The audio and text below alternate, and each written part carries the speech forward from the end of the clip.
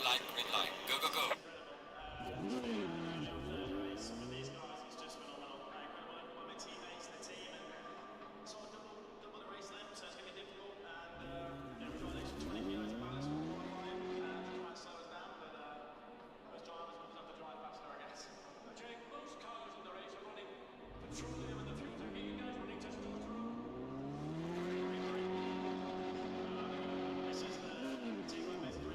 Right, can you hear me now?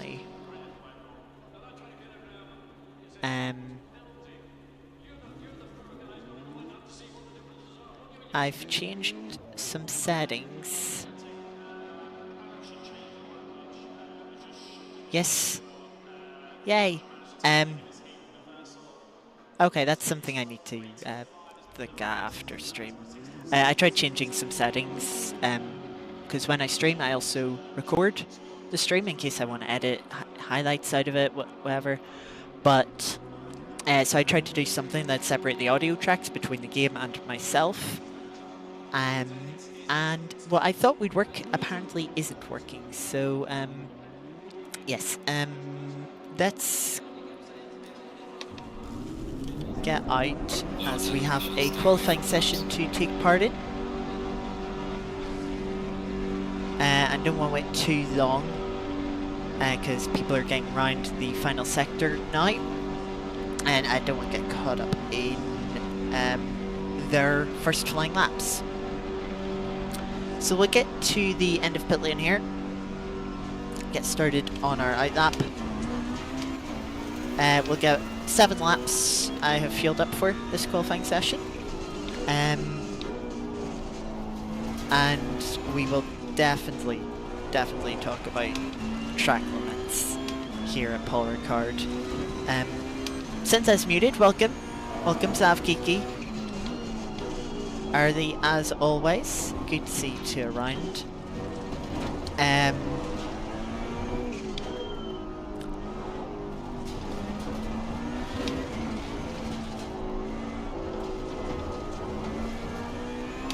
So the annoying thing about track limits is the game in qualifying will warn you, the engineer will come across and tell you when you invalidate your lap for track limits.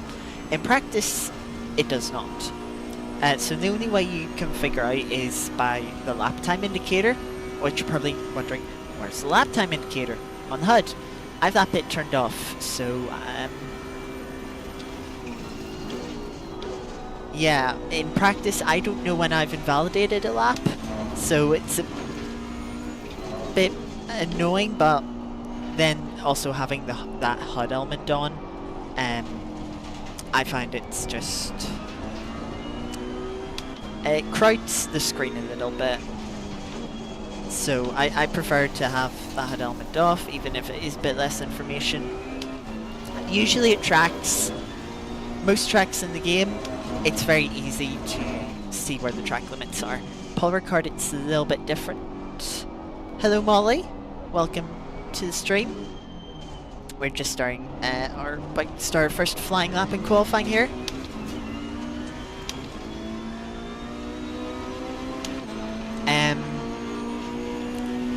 Well yeah, tracks usually it's like, oh right, the striped curbs you can use as long as you have one wheel on them, you're fine. If there is no striped curb, it's the white line. Except Coda, which is just the white line. Paul Ricard, you'll notice, there isn't one in this section. You'll notice these white little sort of boxes you'll see on the exit of the left-hander here coming up. There's these white little boxes with a red line through them. There they are, right-hand side there. They mark the track limits. If you touch them, you are off track. But you also notice there's quite a few corners where there aren't track markers, and that makes it quite difficult to actually see where is the limit, because the track doesn't quite follow the keep a wheel on the, in this case it'd be red and white curbs. It's, I don't know. I don't know, you'll see it's mostly on apexes, like turn 1, for example, that you like to cut. It's sort of like, I'm not entirely sure where the limit is, how much can you cut the T1 apex. So it can be quite frustrating to lose laps at T1 just because you cut it a little bit too much and you weren't even sure.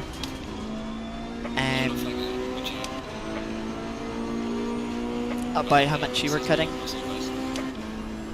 I would start off with 58.1. Someone's already taken out the 150 board, which is really useful.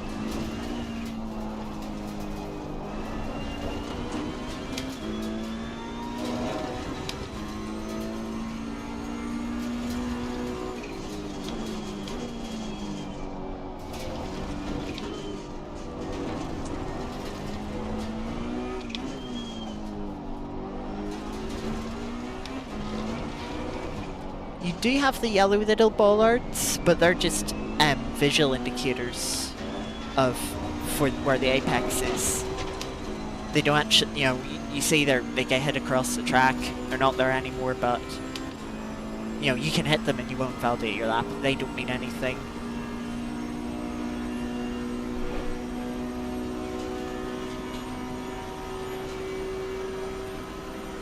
Can you adjust your? I don't think you can adjust your HUD on ACC, can you, Geeky? I know you can obviously turn stuff on and off, which I've done, but I didn't know if you could move stuff around. I thought it was all sort of locked in. It's not like the original Assetto Corsa where you've got complete freedom and where you put your HUD elements, or your HUD apps as they're called in Assetto Corsa.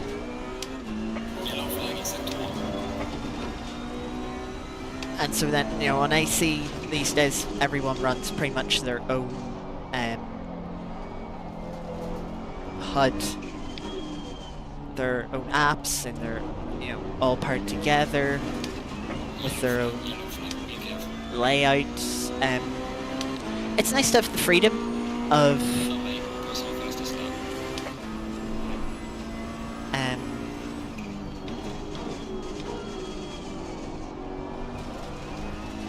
what you can change, but sometimes it is... That bites her off the curb. No, I've no idea, Geeky.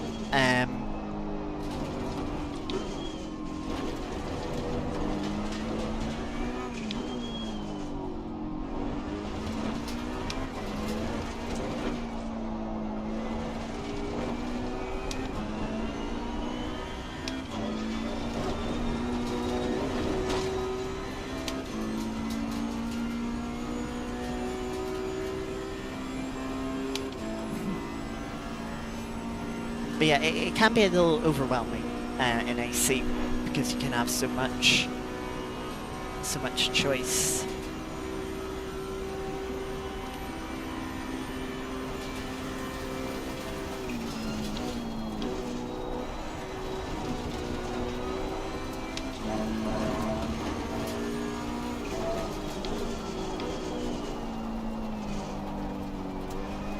Slow car ahead.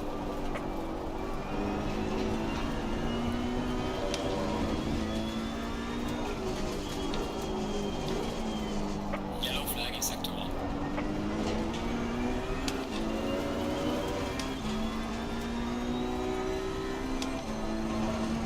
Yellow flag, be careful. Starting to catch up to a little bit of traffic, which is annoying, but Yellow flag, not much we can do.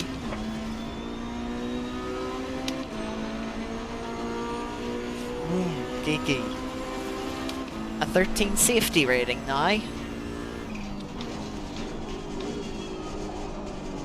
What have you been up to? Yep, just a little wide there. Clip the marker.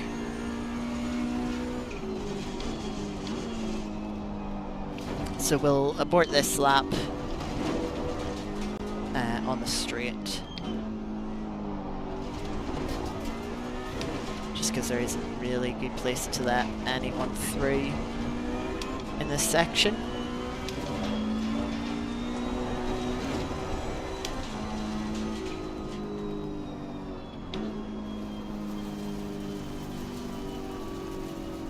Got a nice big gap behind here.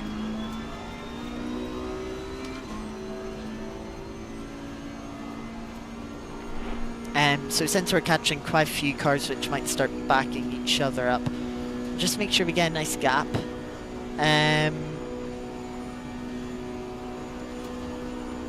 is no race logic in this car. I do have a button binded to cycle the race logic display on my wheel because it is very useful on some cars that have not as much info on their dash. But that does require you to be able to see the race logic itself, which, as you can see on screen for yourselves, it's not anywhere to be seen. And there's also no flag display as well. Probably because this isn't a GT3 car, this is a Ferrari Challenge car, slightly different.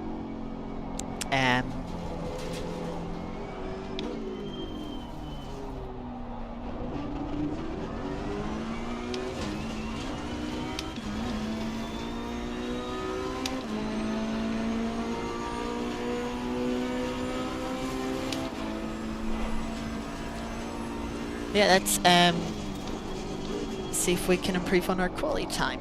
A little bit wide for the first apex isn't going to help.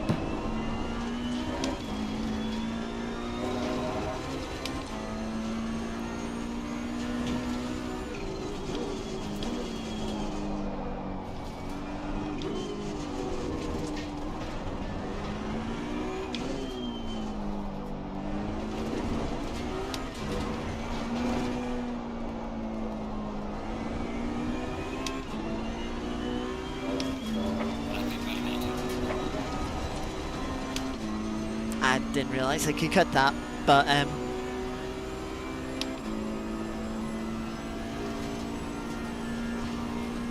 Yellow flag in sector 3.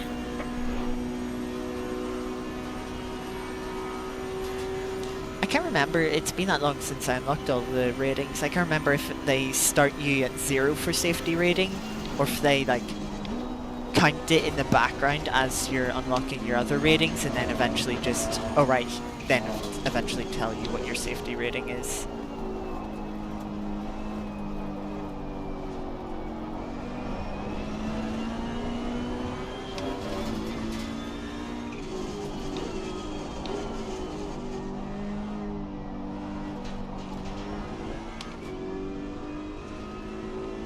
We'll have one more lap here of qualifying.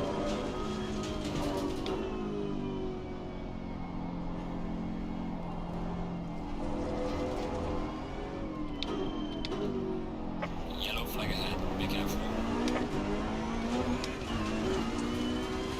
I've got 6 litres fuel left, a bit more than I was expecting, so partially caused by being slow for a couple of laps, but I'll check fuel usage at the end of this lap. Anyway, match our personal best so far through the first chicane.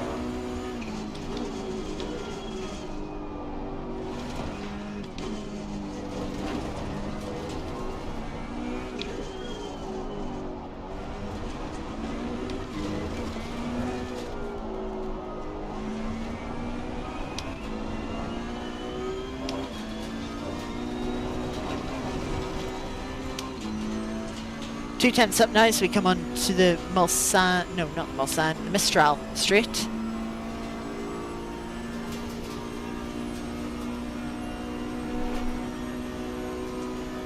Yeah, Geeky, I think it's to do with how I scheduled the streams, because I tested it earlier and it was working, but then I scheduled an extra couple of streams yesterday, and I think that's what's broke it.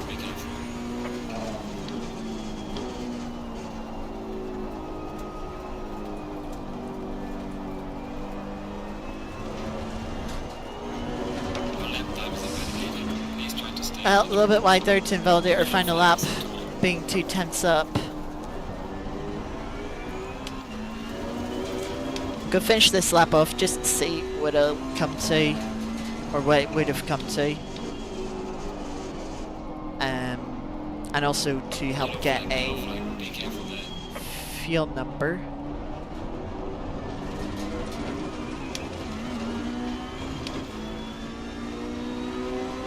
Yellow flag ahead. Be careful. So 57940. It might have got us a position or two. It's quite close in this pack. Let's see, timetables. 940. No one got any. It would have been close, but no one got any positions. Setup. Fuel strat. 3.1. So that we're going to say 3.15 a lap. In this race, there's a mandatory pit stop. There's a 30-minute pit window to take in, so you can't, for an hour-long race, can't take it within the first 15 or the final 15 minutes. Must be the middle 30 minutes of the race. You have to take tires.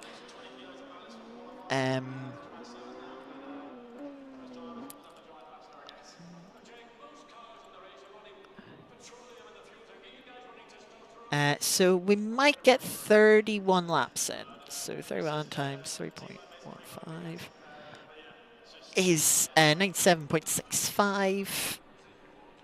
So by 101 liters for the race. We'll start with I'll start with 56 and put in 45.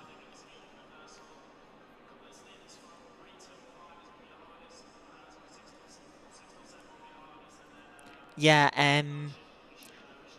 I made a mistake when I was scheduling the MX5 stream. I accidentally scheduled it for today initially, saved it, and then realized, wait, hang on a sec, I've scheduled that for the wrong day. So I think that's what's broke it. So chat's probably not going to work tomorrow, and it'll work Wednesday. Yeah, which is a little bit annoying. We can... Nope, I've done the wrong thing. Yeah, we can remove the chat for now.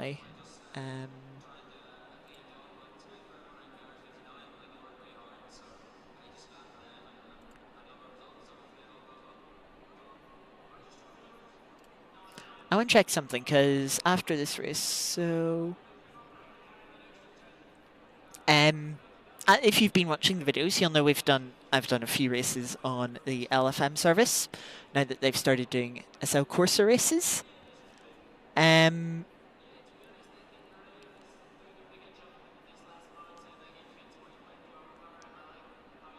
considering doing a SL Corsa race after this race.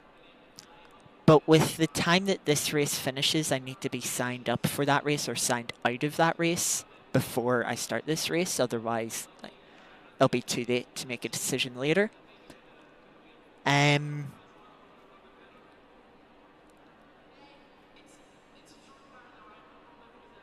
Currently, there's a race going on now, and has 21 people in a race that has 3 different classes. So that's an average of 7 people per class. I'll just have a click into it.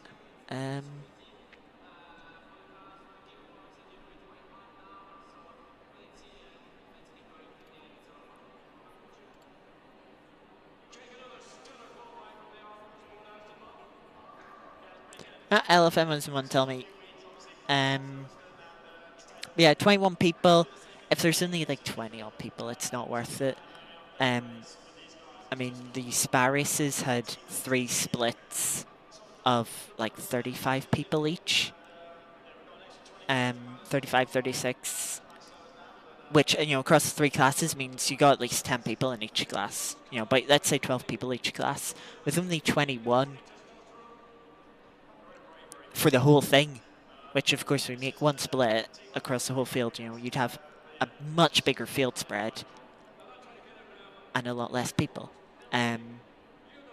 So I'm just gonna sign out of that race.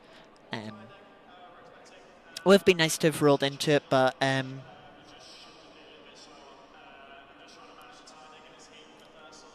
yeah.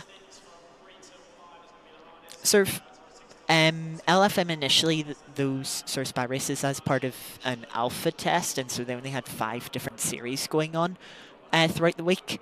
Now they've moved into beta, and they've put on 9 different series. So they've added an extra 4 series. There is a similar one to this, but it's using paid mods, which is a bit more popular.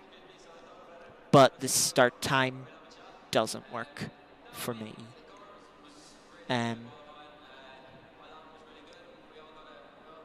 Like, the next session is starting now, or well, has just started. So, can't join that. Next one isn't until 2 AM. Can't join that. So, it's a bit of a shame. 30 seconds. And it's also paid mods. You have to, with a Cell Corsa, you have to pay for the mods, even if you're not driving the car. You have to own all the content in the server.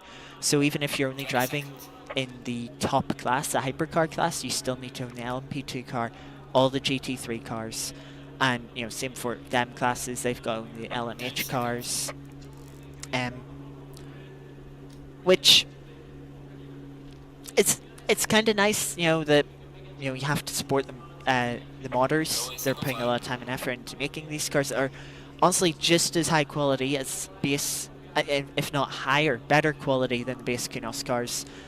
And of course there's a lot of people that they don't go to that quality, they do it for free, but these people are like, right, we want to make extra content, or we want to make sure our content is extra good.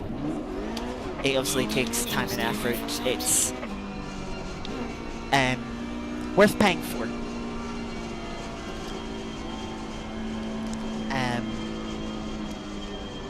Because ultimately, it's the modders that are keeping life in Assetto Corsa. All the UI apps, as we were talking about earlier, all the cars, the tracks, ultimately AC would have been a bit dull with the base game content years ago now. The fact it's got so much modded stuff keeps it just as interesting, if not more interesting, than ACC, which is still supported by Kunos, still gets updates, and is getting a new DLC this month in the GT2 cars, which I'm not really fussed about, to be honest with you. Is getting the Nordschleife 2 later this year. Personally, I'm actually hoping we get another track as well, maybe with the GT2 cars. I've said I'm not going to buy the GT2 pack if it is just GT2 cars. I'll only buy it if there is a new track with it.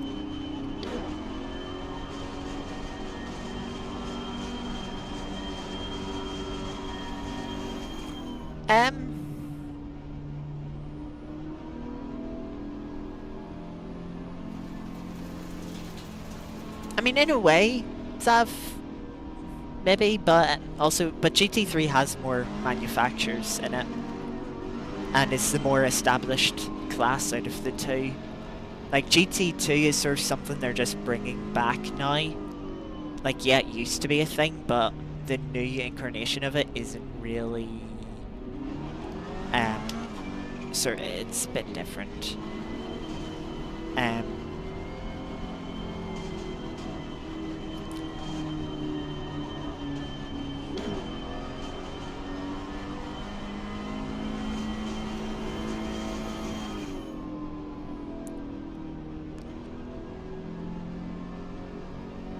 Yeah, what would be nice is, okay, the hypercars are cool, but it would be cool, if you follow SRO, you might know they have a GT1 track day sessions, a GT1 club, where like things like the McLaren Senna,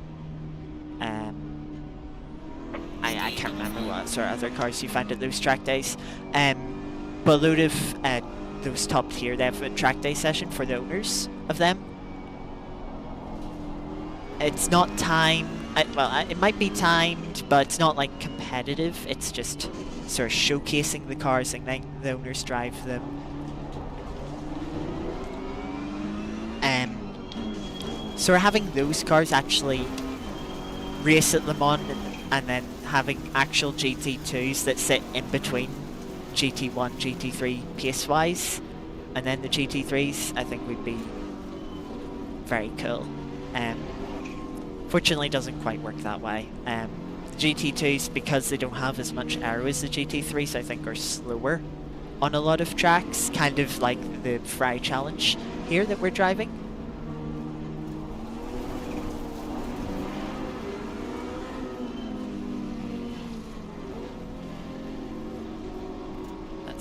Told off. Right, here we go for the start. Starting 18th.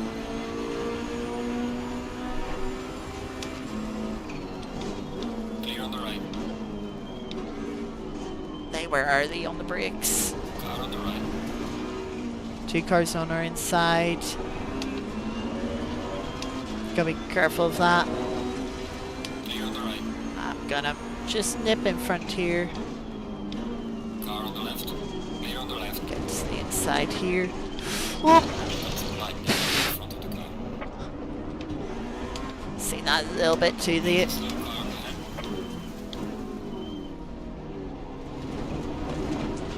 Car on the left. Clear on the left.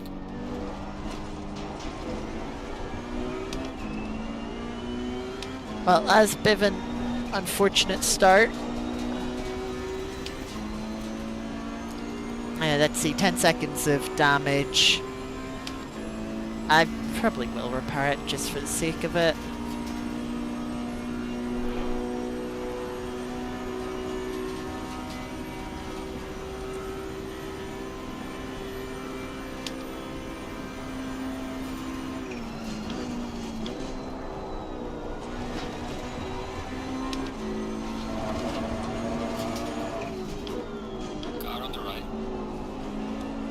But we'll look to the outside here. Car on the right.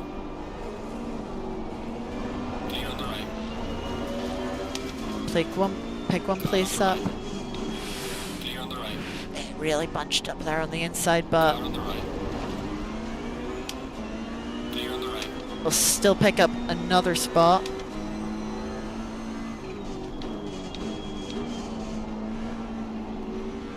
That was close behind me. Car on the left. Clear on the left. Car on the left. Try and be cheeky and grab a space there. I had to make sure not to Clear hit on the left. car in front of us. So we had to take too much carb. We've got a tighter line through the first part of the chicane. Car on the right. Clear on the right. That was bad.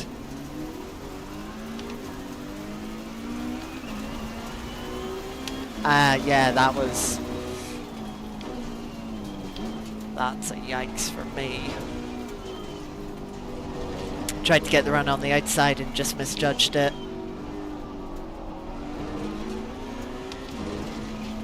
So we'll wait up, give the position back.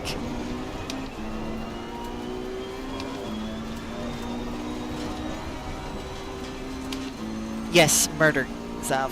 That was murder.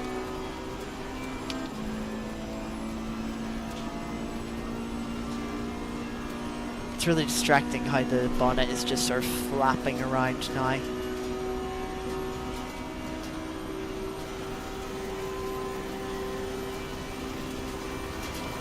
Yellow flag, be careful there. Got a couple of cars off on the left.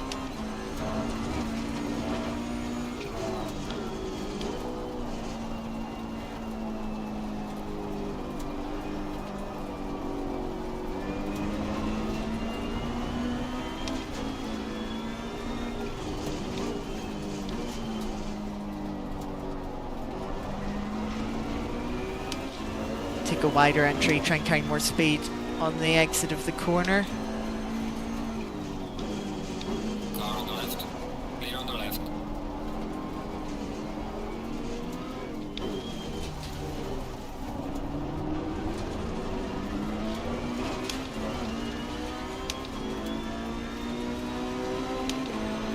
Oh yeah, safety ring is back up to 99. Car on the right. Maybe get to the inside here.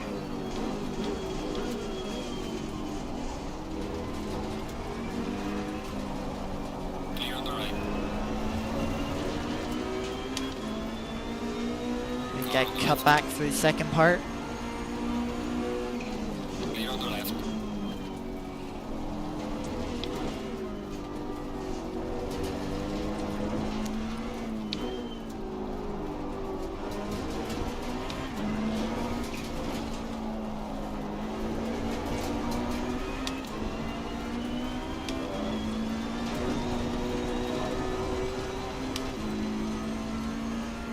Might have picked up a track warning there, that was quite wide.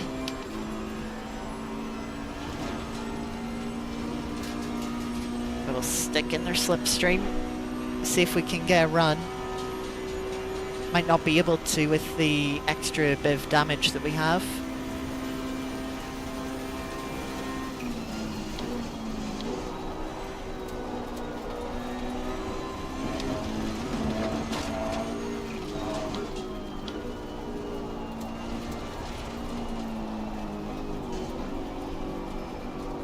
Thought about going down the inside, but wasn't close enough.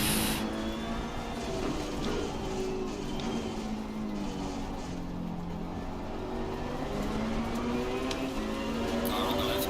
Got to run on the exit. Clear on the left.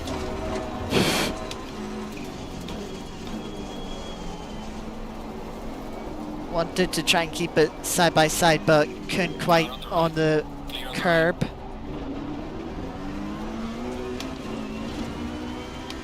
Got a bit of a pack fighting up ahead. We'll go to the outside here.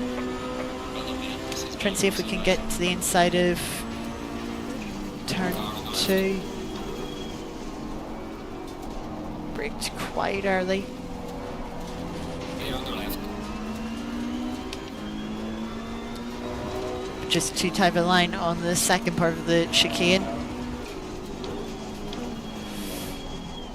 They go for a late move up in front. I don't think it's intended. I think they just got caught out by Clear on the right. how slow the other car was going. Car on the left. They've now gone out wide.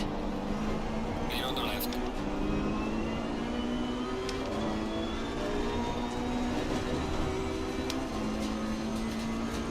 So we'll pick that space up.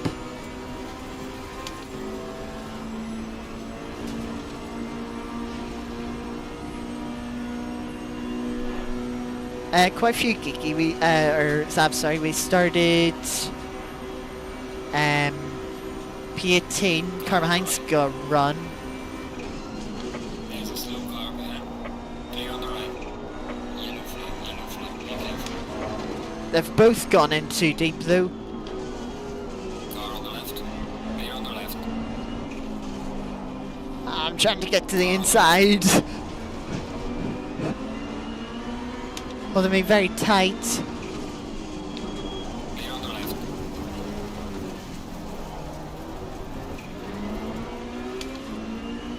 They sent it, which is kind of fair since it's wide off track, so we're just following the other car. We've passed the 44 car in all of that. I'm not sure how, but we did. 157 car seems to be quite slow in the corners. Car on the left.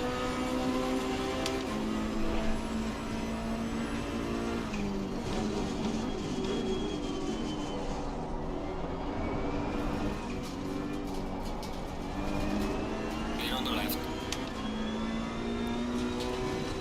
Managed to get through them, through the first chicane. This car going wide, cutting the second chicane.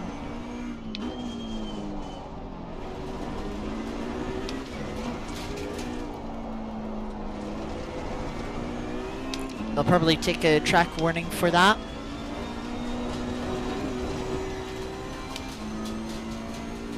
But they made sure not to hold an advantage.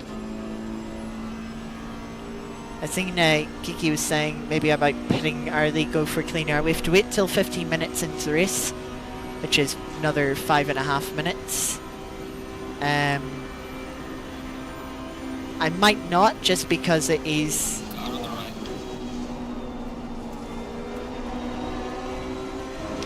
It isn't as exciting. Clear on the right.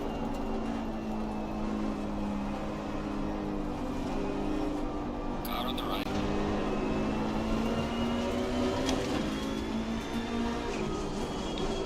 Clear on the right.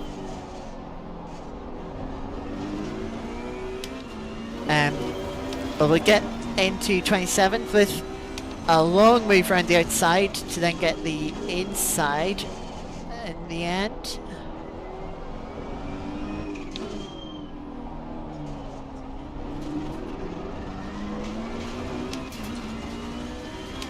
Yeah, I'd rather...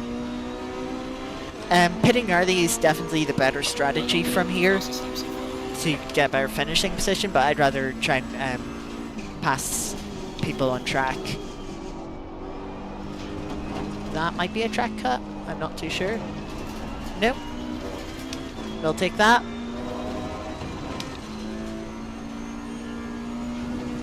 No, I wouldn't go for a two-stop. You lose too much time in pit lane, you'll never make it back up.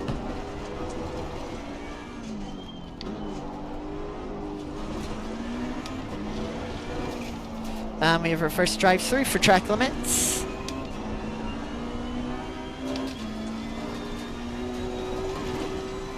Which is very early, to be honest.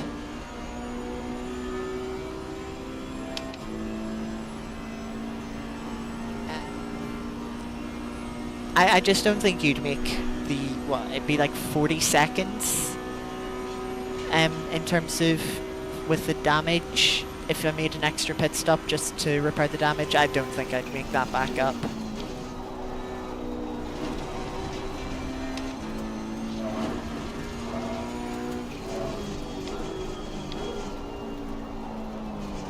Especially not when I could wait 5 minutes and take my mandatory pit stop at the same time. Are there different fuel maps? I'm not sure, to be honest. Yep, there's different engine maps. I could not tell you what they do.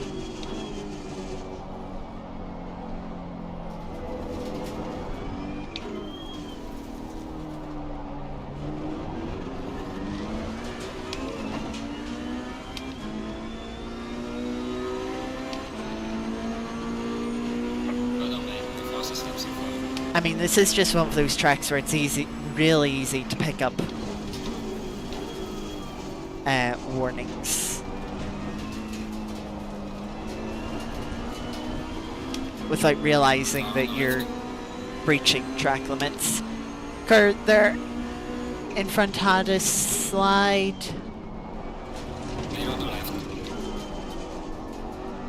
Give us a run. We'll not wait for another opportunity to take that position.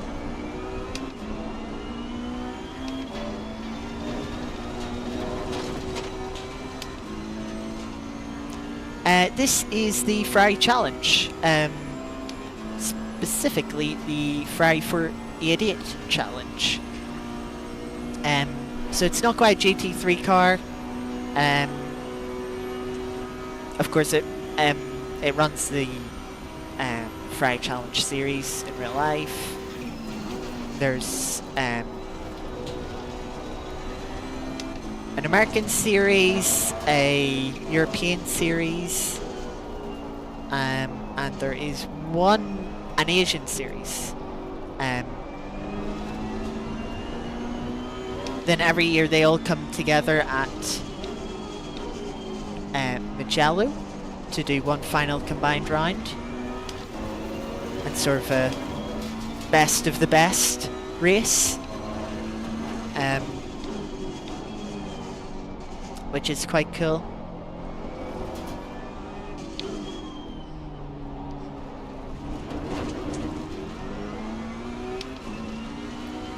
Yeah, but these cars, kind of like the Porsche Cups in sort of how they race.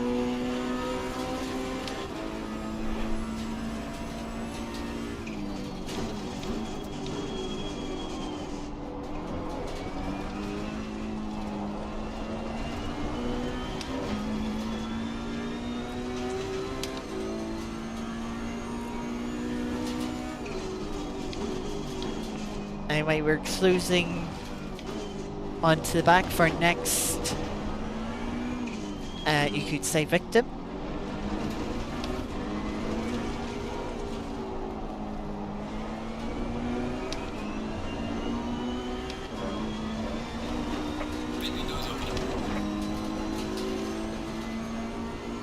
Got a better run onto Mistral Straight.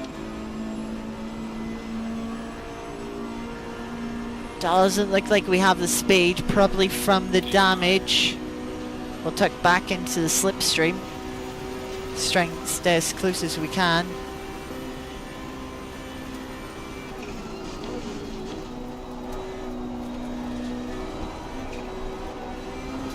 They've gone in deep. Car on the left. Clear on the left. Car on the left. Clear on the left. They slid him behind.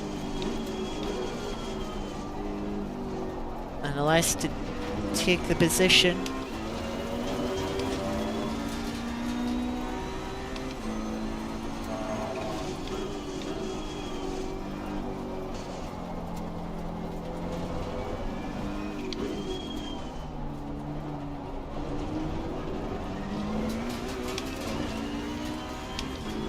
Thought they were about to head to pit lane there, but no, just some aggressive braking of the toe. Isn't going to do much with a wide line like that through both turns 1 and 2. Give a bit of oversteer on the exit of 2.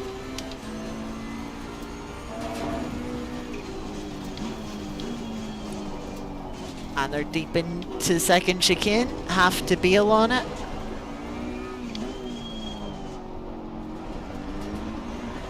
And as you can see there, they've not slowed down enough and picked up a stop-go penalty for that. So you can see where they are about 0.3 of a second ahead. They're now 1.1 or sort of 1.3 when they rejoined. Didn't slow down, didn't give up enough time. Gaining a direct advantage, and the game, no, it's not having it. So they'll have to serve that stop-go penalty within 10 laps. It's only a 10-second stop-go penalty. So where you would pick up a 30-second stop-go penalty for speeding in pit lane. This, not quite as harsh, not as severe. But it's still...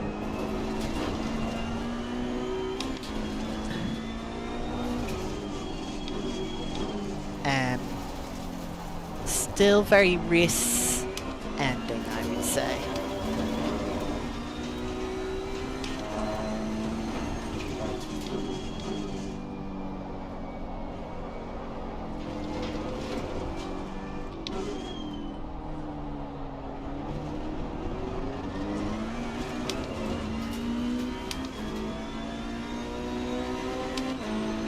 Right, good lap in clear air here.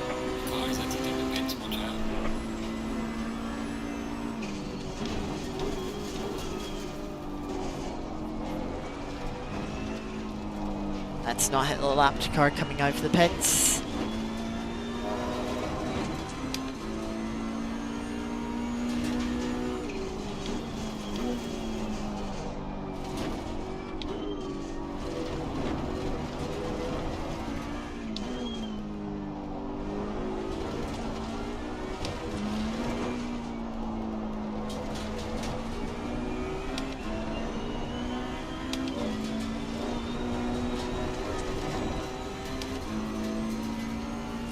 So we're 10th down. Our best lap so far is a 58.4.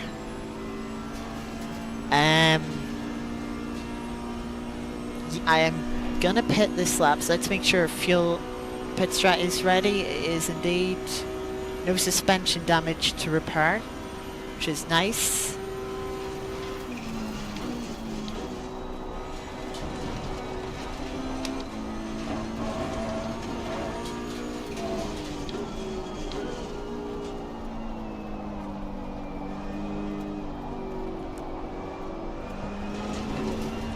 Well, I'd say it's nice. It's good that we don't have suspension damage, but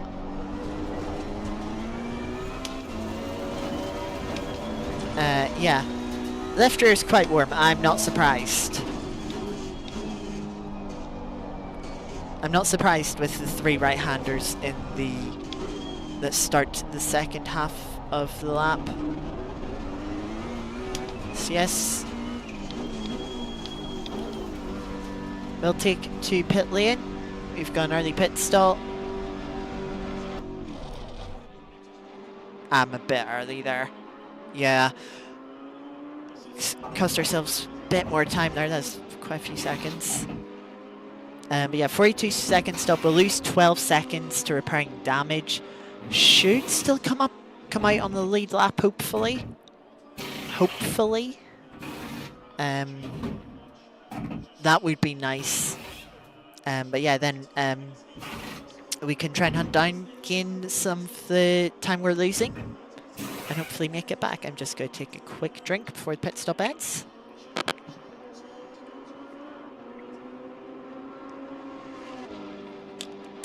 Make sure you're staying hydrated too, wherever you're watching from. I forgot to turn the ignition back on, which has cost us another second.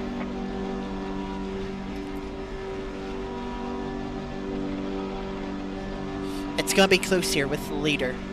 Closer than I would like. If I did mess up the entry and ignition, definitely would be out ahead. It's going to be close now.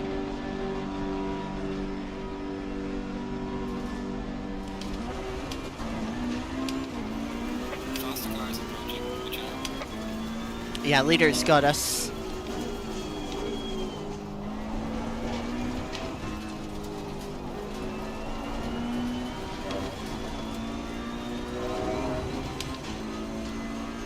Hopefully we can get into a rhythm. So luckily for us, the leaders are a bit more spread apart.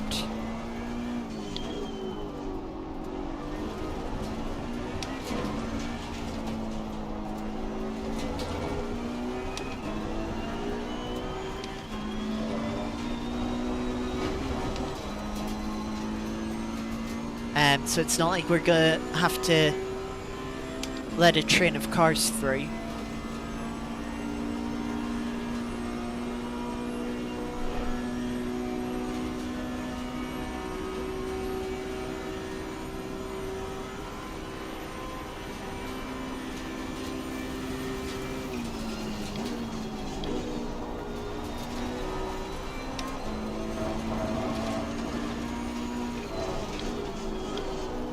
We've got our first target right in front of us.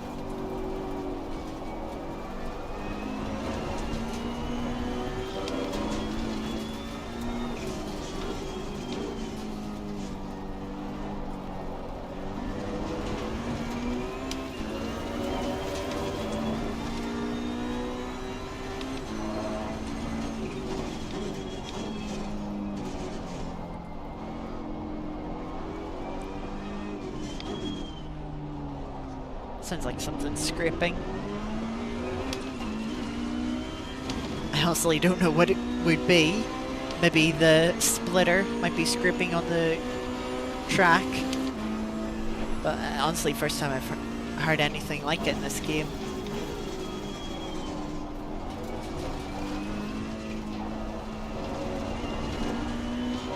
I mean, it would make sense. It's happening mostly under heavy braking.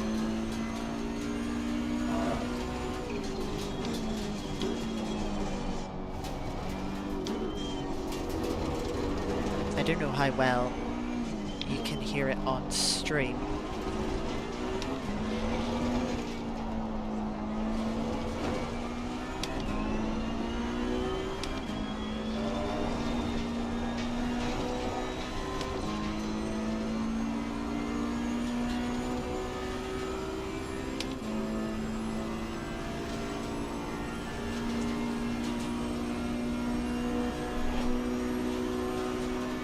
Also, let me know in general, I tweaked the audio just before I started the stream as well, so I hope it's all balanced. I know it hasn't been the most balanced in the recent streams, as that will be a track limit warning.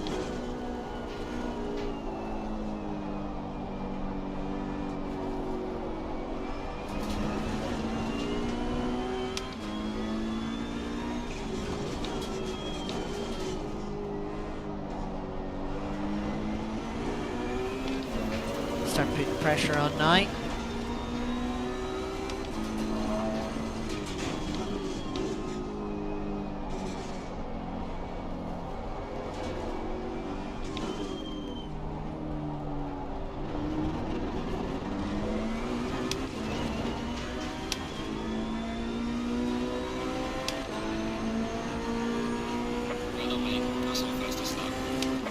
No idea, we haven't really been behind this car much. This is a new personal best on our first flying lap this stint.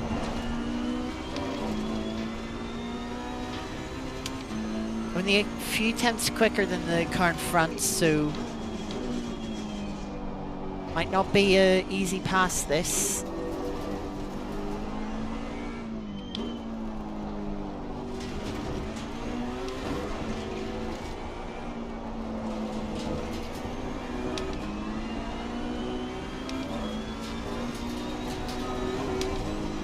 Got a long straight here, we're right tucked into the slipstream.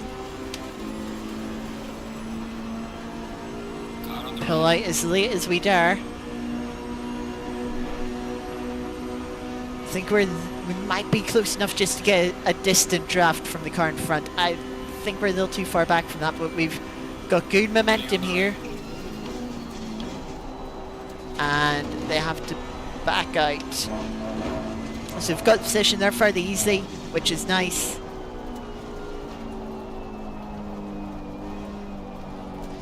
Hopefully we can make it another position soon enough.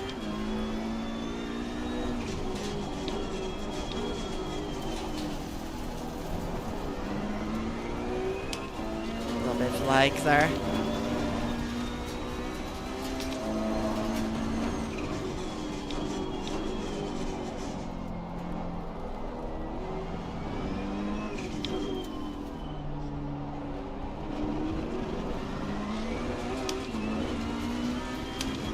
Gonna say new personal best. Once again, we're riding the slipstream. Car's holding defensive, so we'll look to the outside.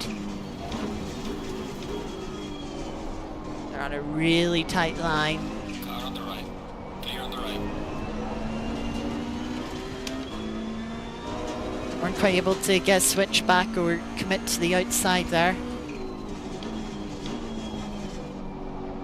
Definitely putting them under pressure.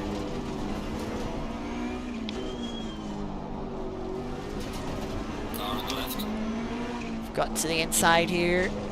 Clear on the left. Take the position.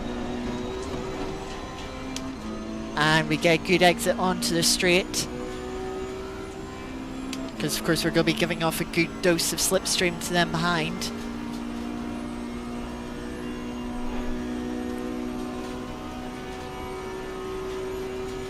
Looks like they're going to be fighting each other, which will help us pull away.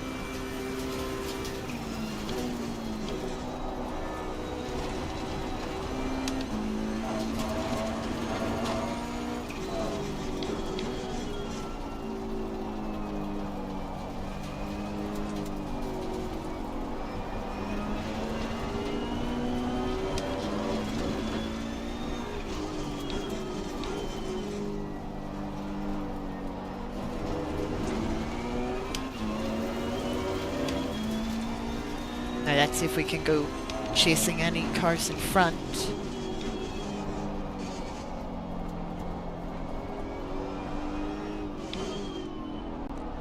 Speeding penalty for the number 30. Leader dives to pit lane. 57.6, from the car in front, so it will be difficult to catch them, but hopefully they'll pass some cars and we'll be able to catch those cars.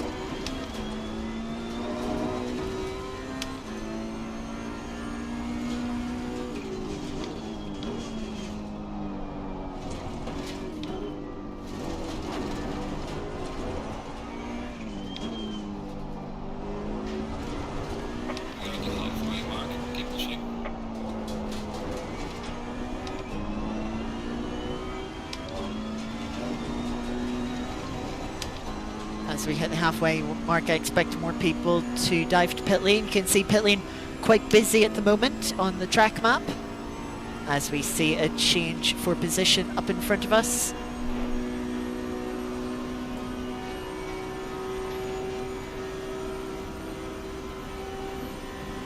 Yes, we are now on the lead lap.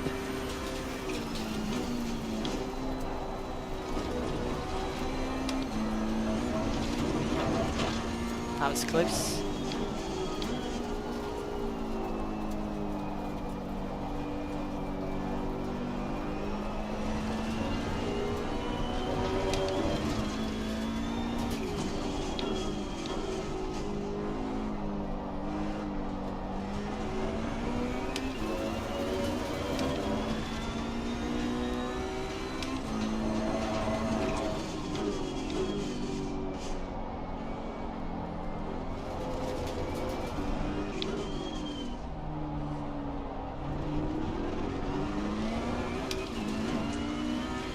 So we'll get one position from 30 as they take their drive through. We might get another car here in the 25. Do indeed.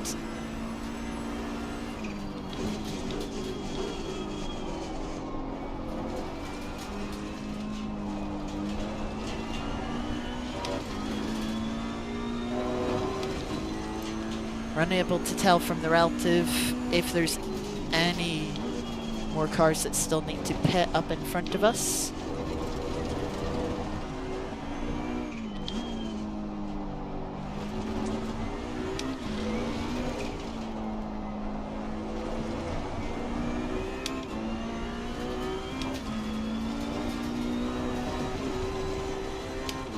Might have a few cars going for an overcut.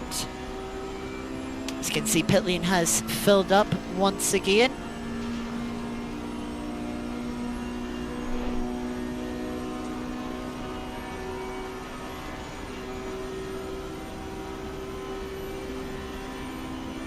We're also matching our delta with our personal best.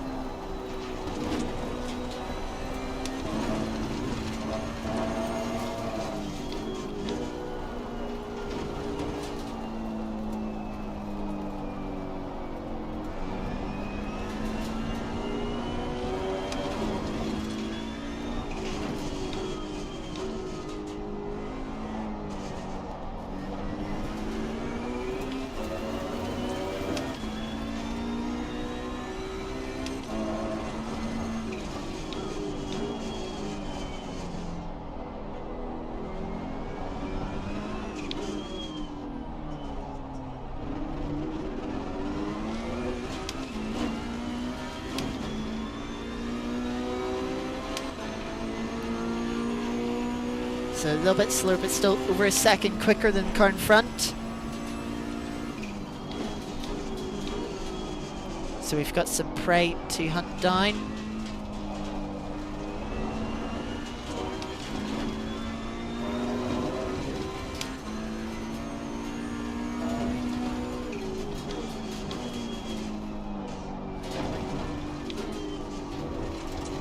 Of course, with us taking an earlier pit stop, we will be on older tyres than most of the field.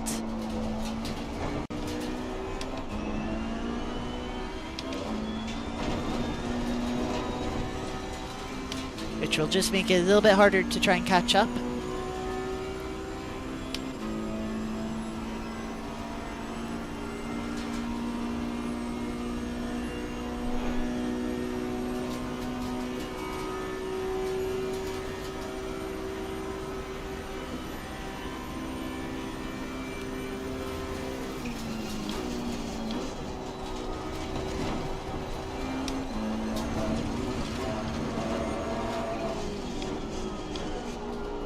The way the car bounces there really gets me nervous that I've misjudged it and I'm gonna bounce out and hit a track limit marker.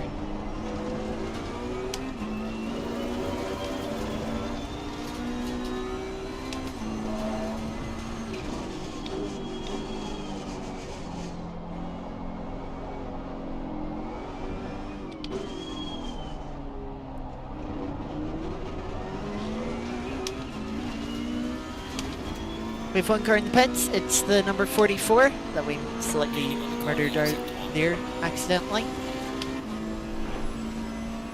So that puts us into 23rd now. Hunting down 22nd.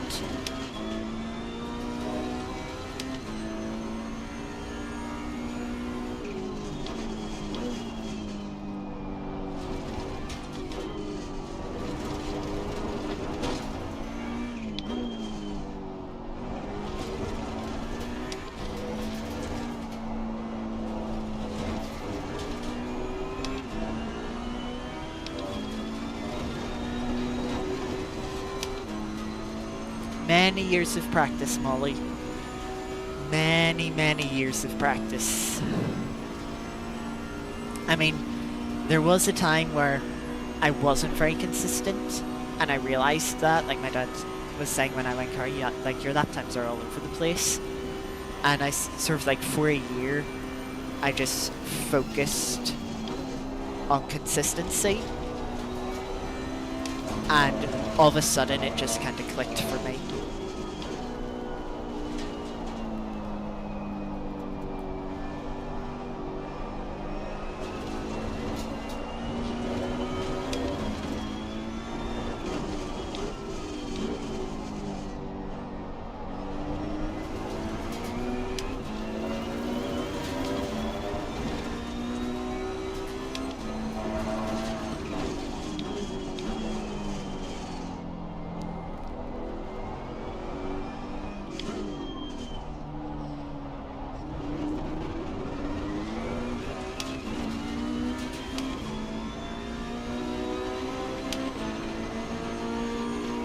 So nearly 1.5 seconds quicker that lap than the car in front.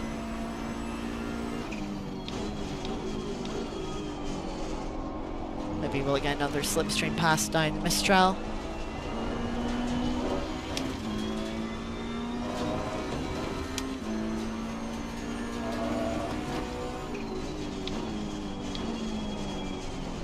A little bit late there on the brakes.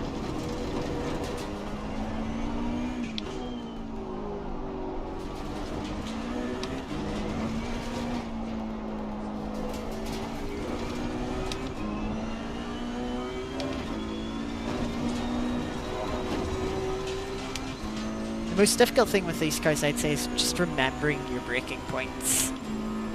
Because they don't have as much grip as a GT3 car, but they have the same, if not more, straight line speed. You have to brake earlier for every corner. And with this game,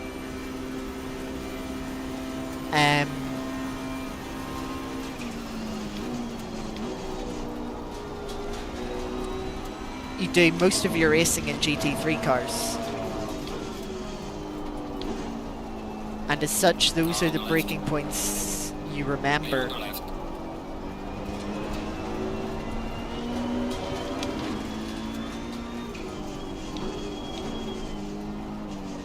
And it's... So when you're driving a car like this where you need to brake 30 meters earlier, it's very easy to just forget that and brake 30 meters too late. And as I say that, had a look there. Managed to get by the 95 of Redford. A little bit deep into the double right-hander at the back end of the circuit.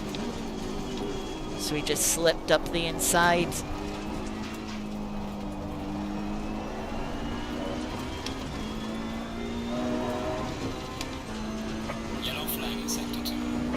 crash on the Mistral.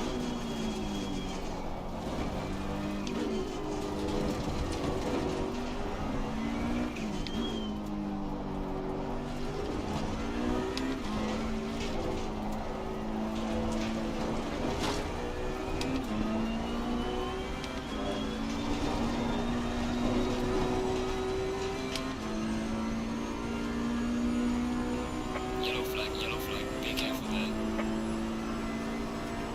And they've just RTG'd to pit lane.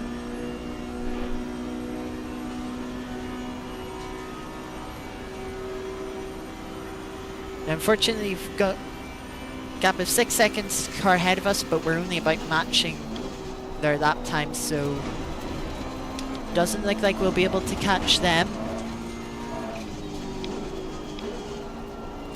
And the next car is 12 seconds up the road, which is quite the gap. At this point of the race, we'd need to be gaining a second a lap. More than that even, to be honest.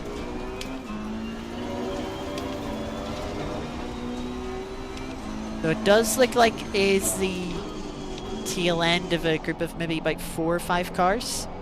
So maybe they'll slow themselves down.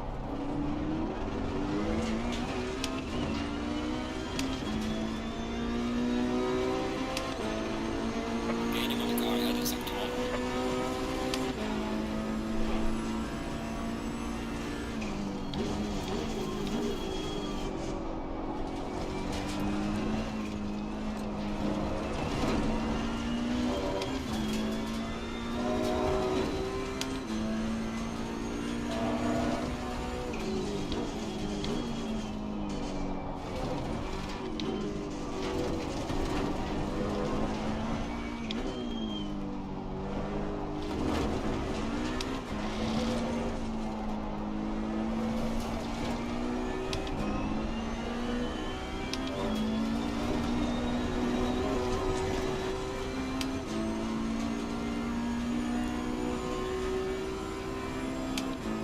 So we move up to 20th place. Take that, no complaints there. There is quite the group of cars, about between 12 and 20 seconds in front of us. We'd probably be in that group of cars if we didn't make our earlier mistakes, but we only have ourselves to blame for that.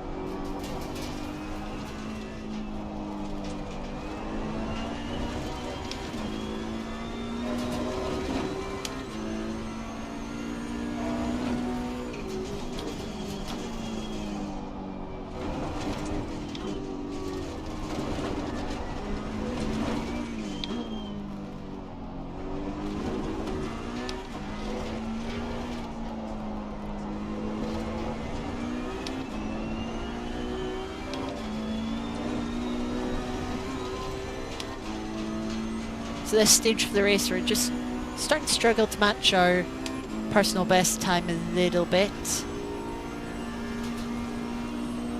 You can see a couple of cars side by side just at the end of Mistral Straight there. So it does look like there is some battling going on up ahead. Though I fear we're just a little too far away to ever catch that group in this race.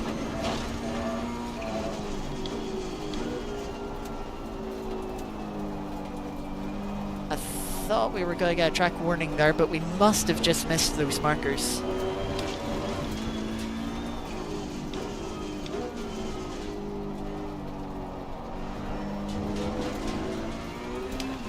But yes, as Zav says, tires just starting to fade away a little bit. They are nearly 30 minutes old now. The window is now closed.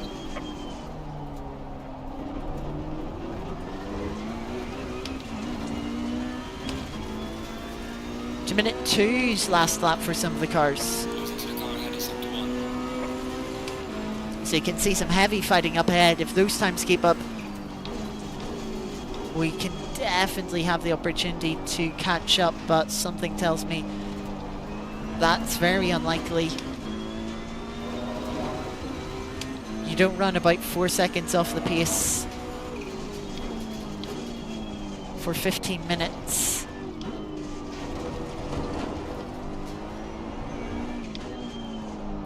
The number 31 car that was previously leading that train of cars is now nearly hit the back of it.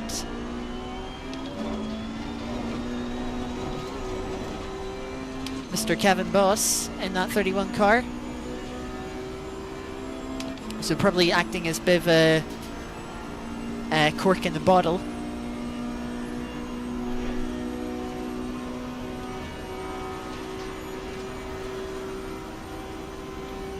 So now that the train of cars has passed, those lap times might just rise back or drop back down to the 58s that are expected.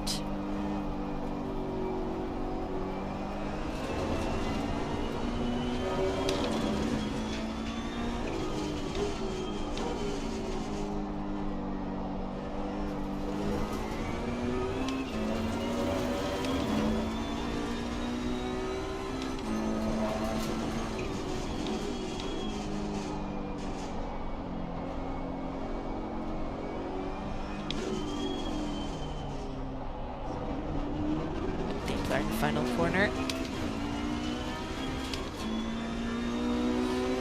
Still seeing 2 minutes.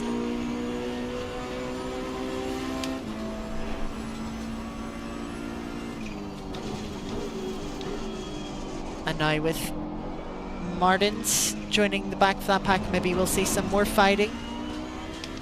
Lose themselves a bit more time. We've still got about 7 seconds to catch. You can see everyone heading through this section in front of us.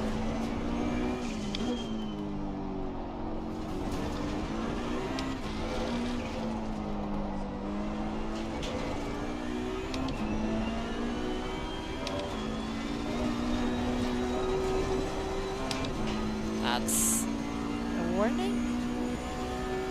Nope. Radio. Yeah, as it's looking more and more likely that we'll catch by the end of the race, but another question is, will we have time to make any passes? As they always say, it's one thing to catch, it is another thing to pass.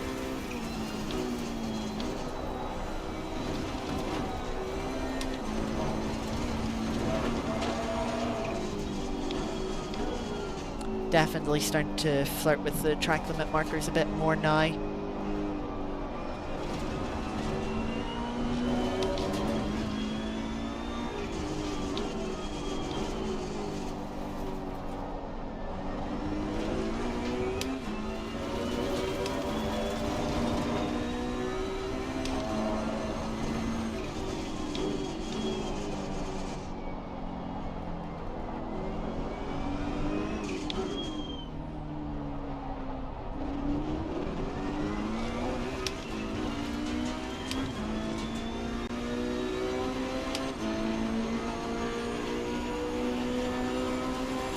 So we've got about 6 laps to go.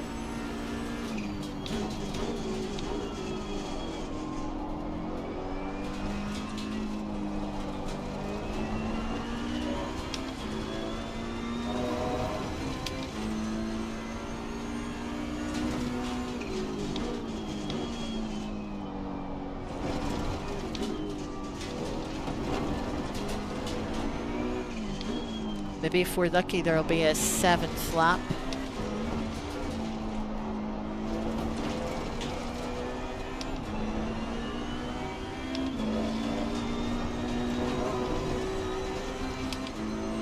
We've done 24 laps.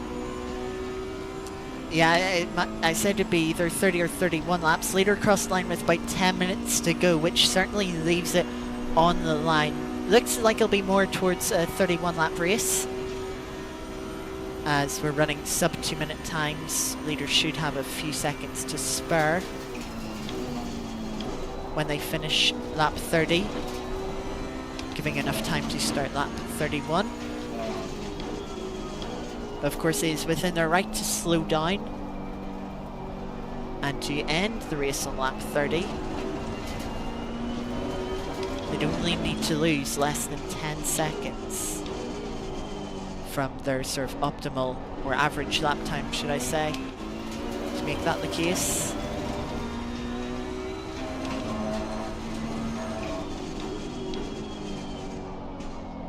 As Martins has now got past Kevin.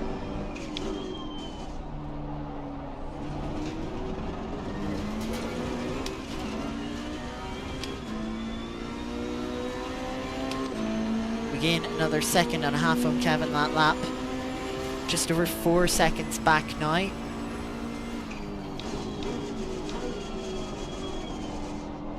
We might be close enough to pass Kevin, but I don't think we'll be close enough to catch anyone else.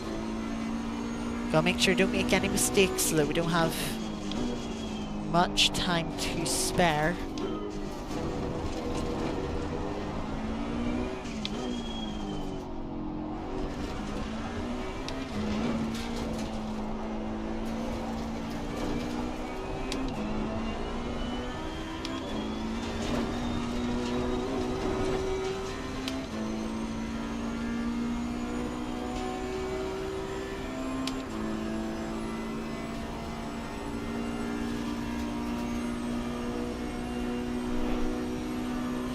There is a lapped car up ahead. You can just see the blue name at the top of the relative.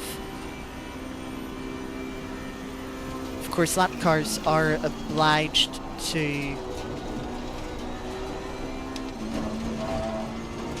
move out of the way in the sprint races.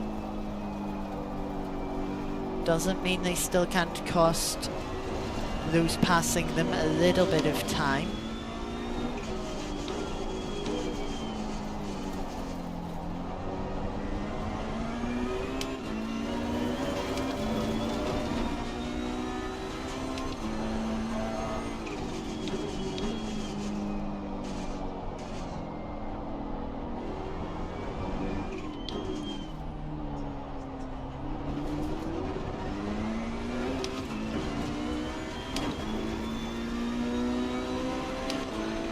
Gaining by 1 second that lap.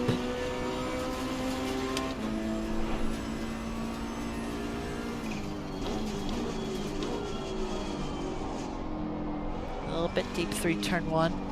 Compromises our line through turn 2. Now 3.5 seconds back from Kevin with 4 laps to go.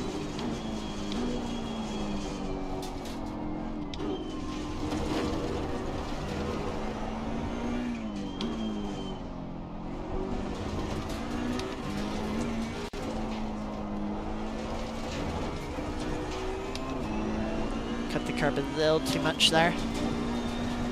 Just pushed the car a little wide.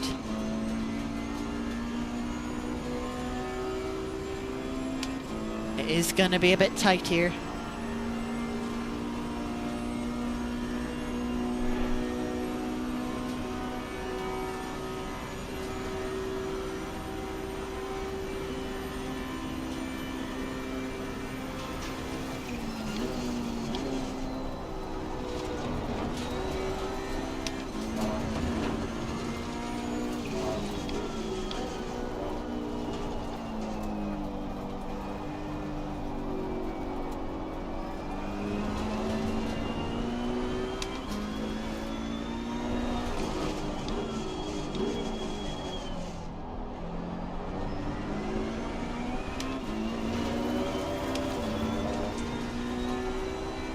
Does look like Kevin is getting held up by the lapped car a little bit. Of course, we may fall to the same fate.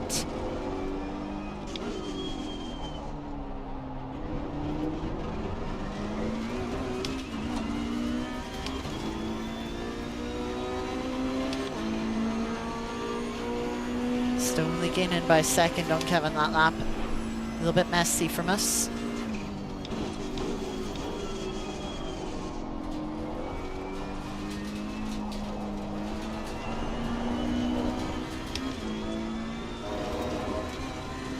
Better for chicane that lap.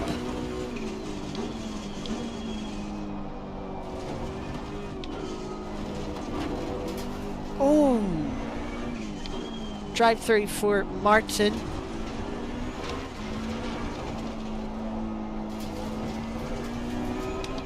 That'll give us another position. So that's P19 in the bag.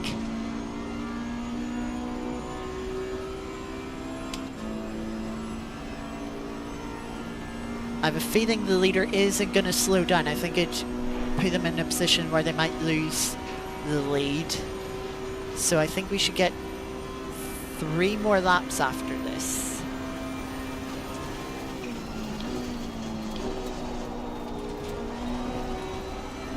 Which, as the Hunter, is good for us. We want more laps. Gives us more time to catch Kevin. Car on the left. It'll get past the lapped car here. Lose minimal time, which is nice.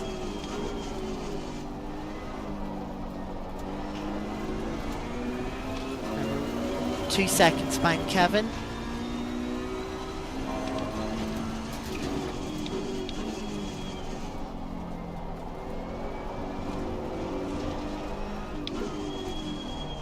Deep into the final corner. Throw away a little bit more time there.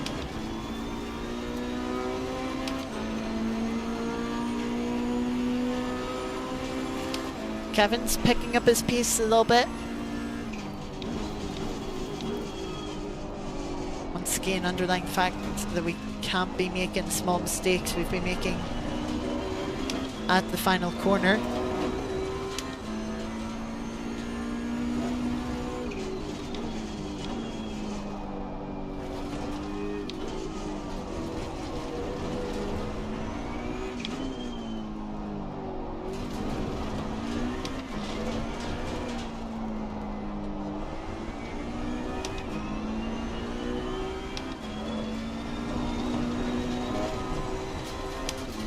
Good first half of the lap, and we've nearly closed in to 1 second.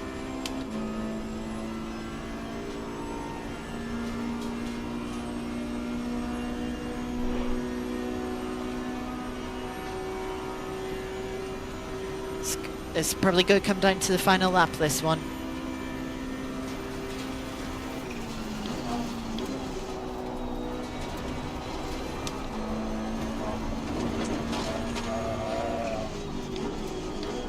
That was a generous no time gained, to be honest.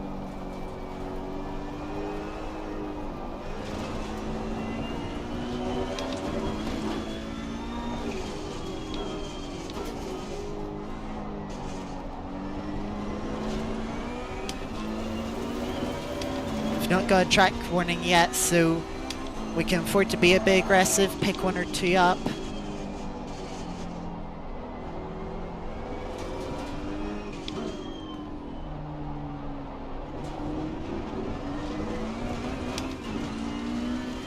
As Martin heads to pit lane, service drive-through.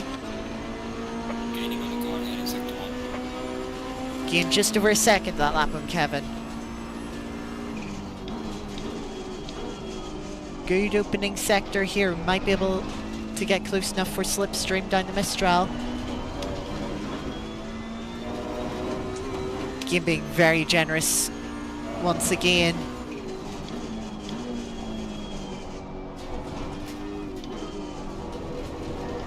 Yellow flag, be careful there. As it looks like there's been an incident.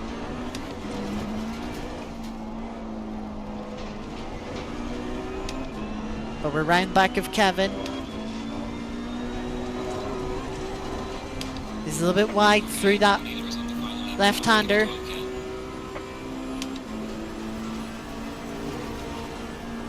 Let's go to hold the inside line.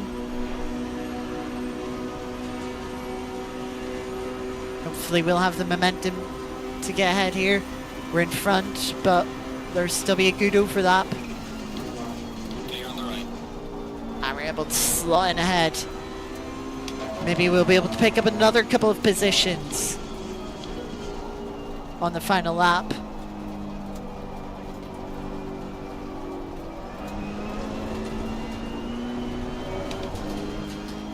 Aaron stepping out a bit there.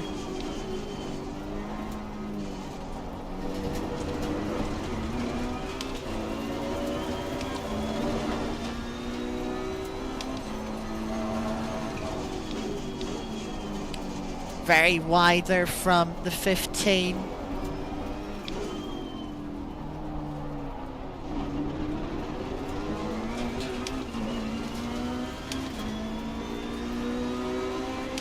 And we'll have one lap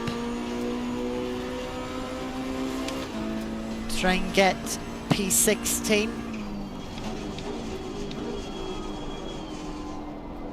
Both of us a little deep into turn 1.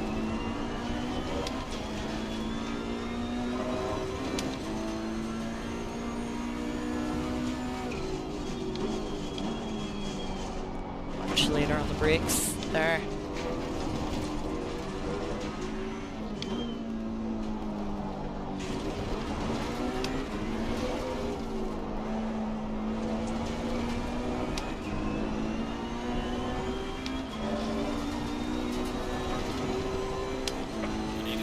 They're a bit tight there onto the Mistral.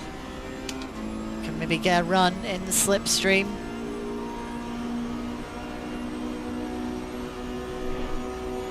We'll go to the outside once again. Car on the right.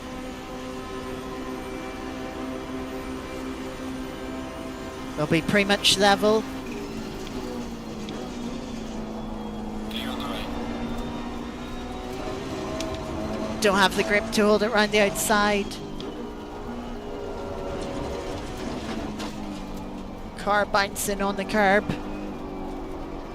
As I've been trying to cut to the inside of them, but once again, didn't have the grip for it. Car on the left. Kevin tries to poke his nose up in there. Isn't able to get along Car on the left. side, but goes for a ultimately very silly dive, I would say. So we'll just make sure we get through the final corner, out the other side to secure P17.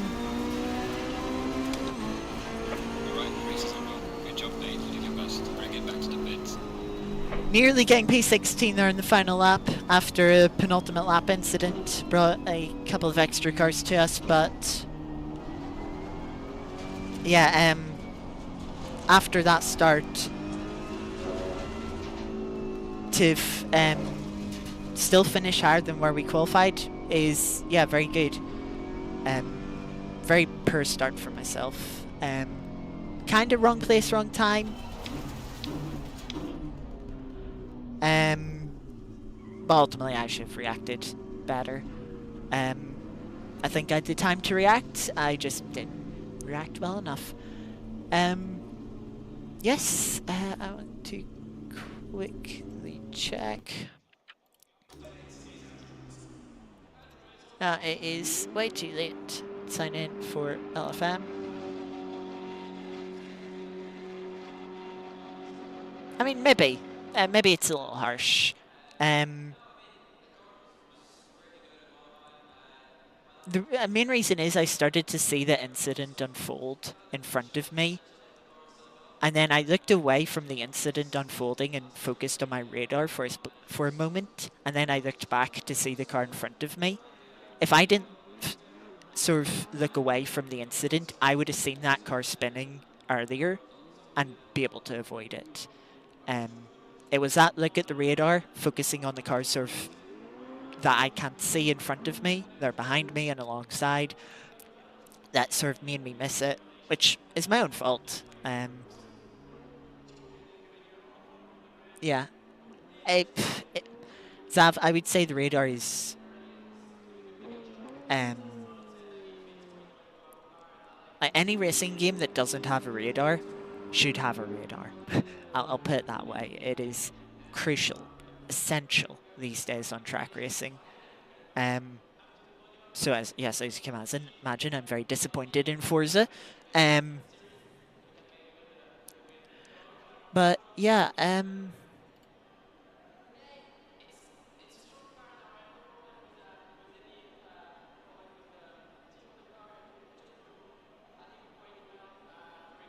you know what? I will sign up for an LFM race.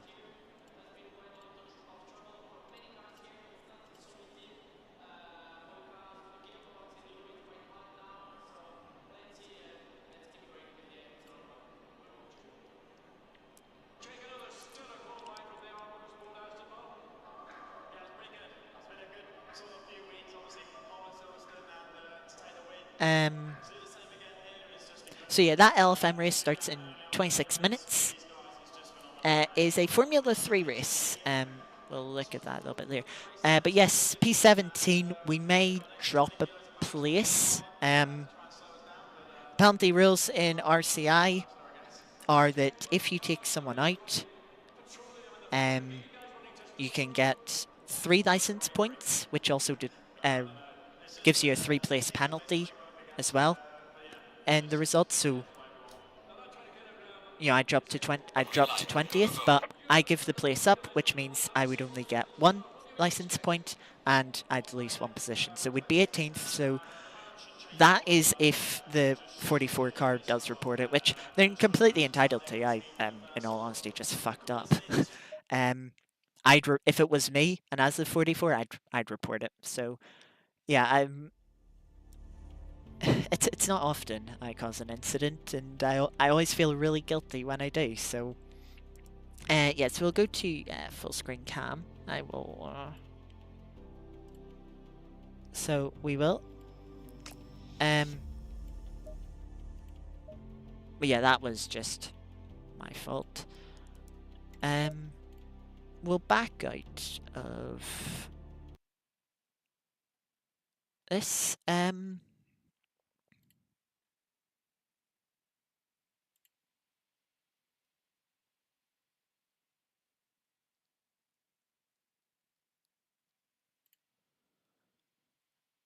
Okay.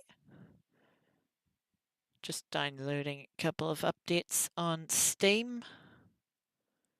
One of which for Portal mod that we'll be playing tomorrow. Portal Revolution just came out on Saturday, a couple of days ago. We'll be playing that tomorrow from 7 p.m. Sort of a little bit earlier than when the stream started. Yes, I want to see.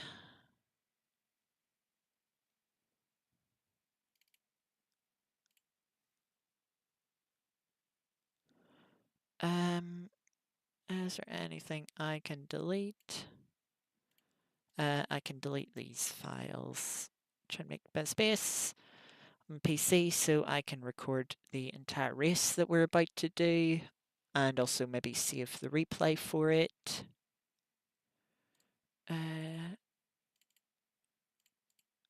Replay saved there.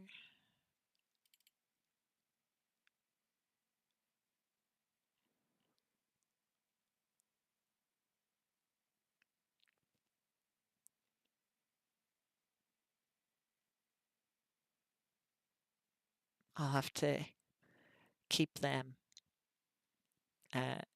just in case. I can close a couple of apps. I'll keep that open. While we wait,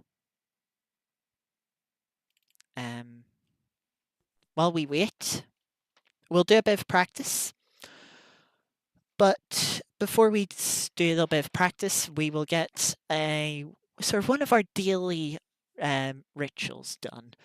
As you'll hear in the background, I'm loading up Art of Rally, and we'll complete the daily stage.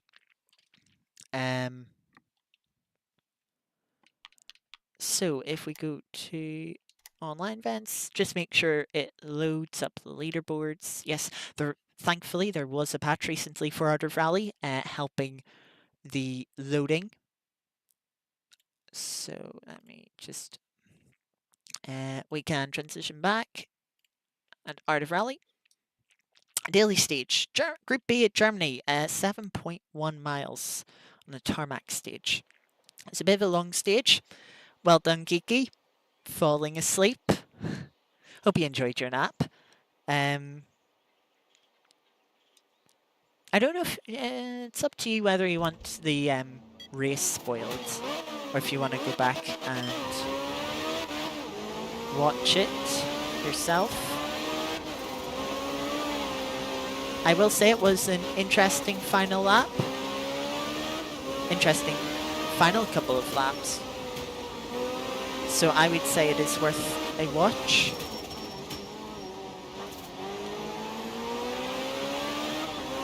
Sugar crash. Geeky, were you at the sweets?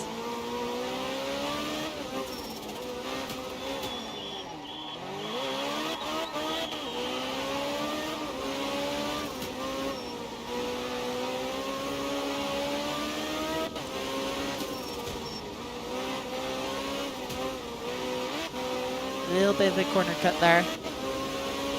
Came less away with it. Using all of the road. Now over the jump.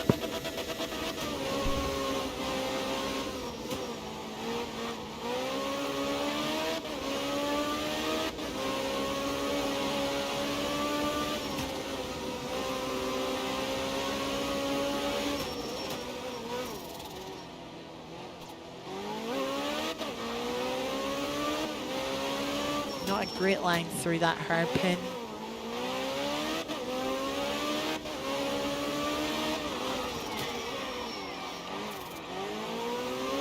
Again, the current turned in nicely to that, around that bale.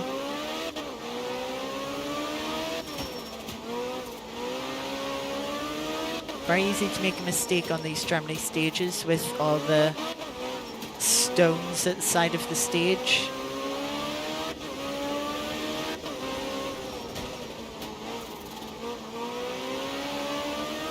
Can lose a lot of time from hitting them.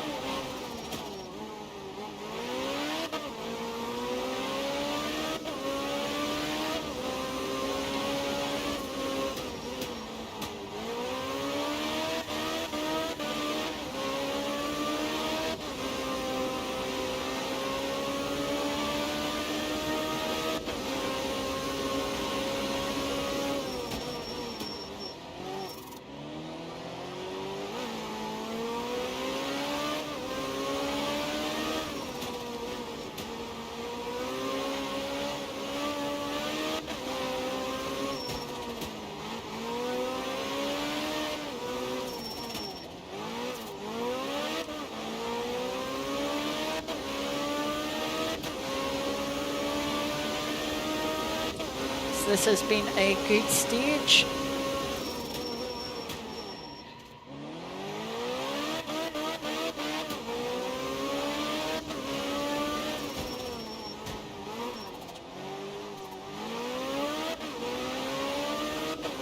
And see the finish in the distance.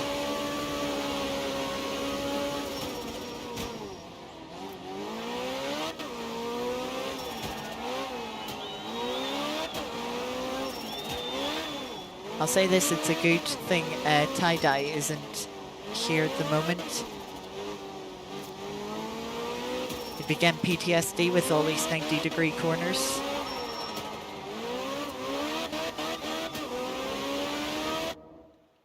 And there we go, finished stage in 4 minutes 2.3. Puts 19th on the leaderboard so far, top 4%.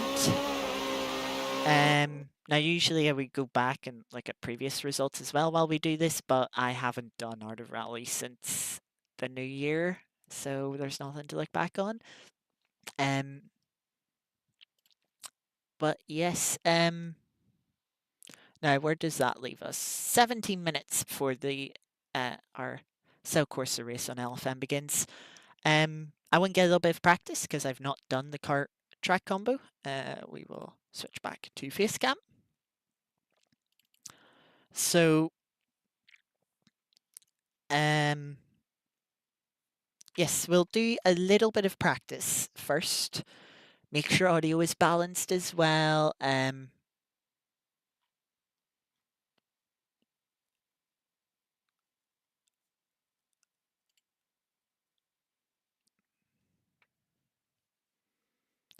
But yes, okay. Just trying to join one of the practice servers.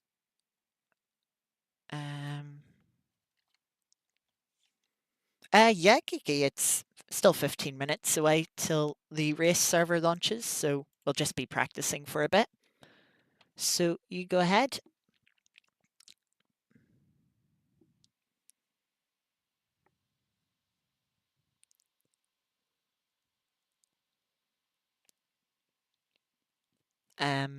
Yes, don't mind the darkness.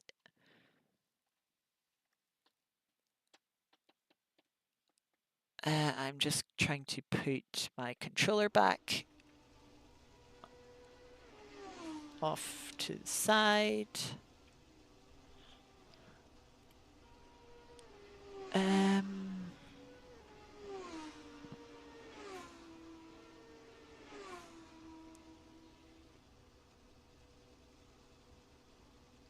Right, so, I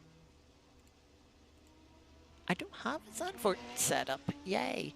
Right, let's get rid of that and we can transition back. Now, I should be able to bring this across. Yes, I'll hide that. So this is the series that we were just taking part of, Race Club International's Monday Friday Challenge Cup. As round one, Paul Ricard. Next week we have Kyalami.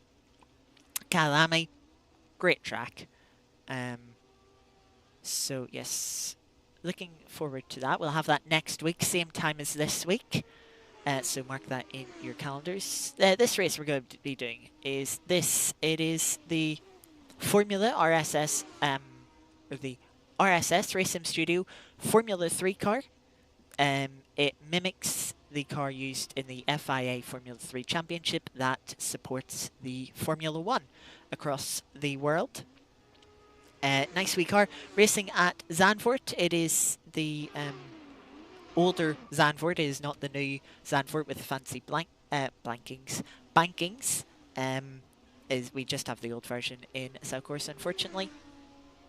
So we'll have a 12-minute quality session, a 20-minute race here. Yeah, it should be good. Race server goes up in 14 minutes. So in the meantime, I need to get rid of that. Don't need that, actually. I need to drag this cross back over here.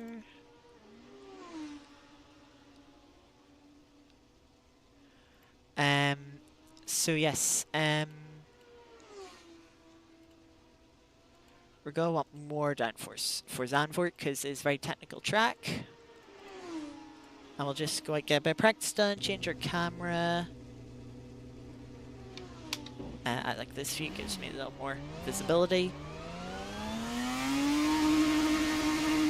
And since I've got the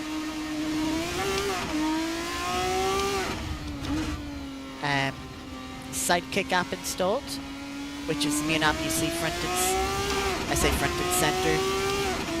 Bottom center is really what I should be saying. I don't feel the need for having the wheel on.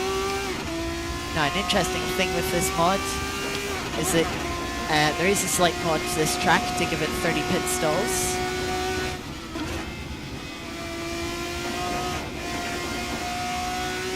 is that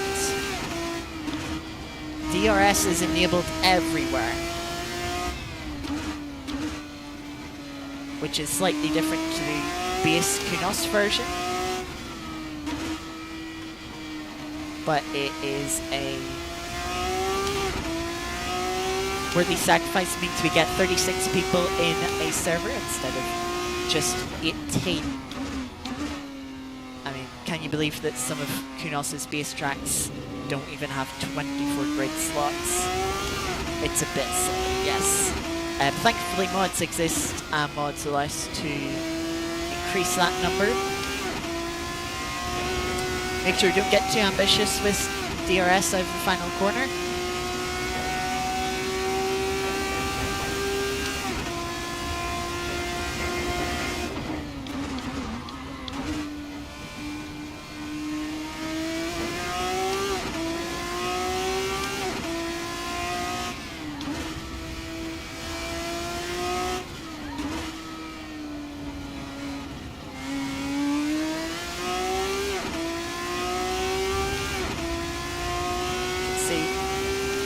Tire temperatures not very stable in these, they really do jump around.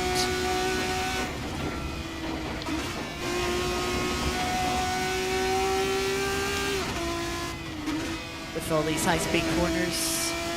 And it's very easy to do things like that when you start overheating the tires. And bar on the right of the throttle molly is forced feedback. Don't ask me, I don't know it. I don't understand it really, to be honest with you. Make sure we're using DRS.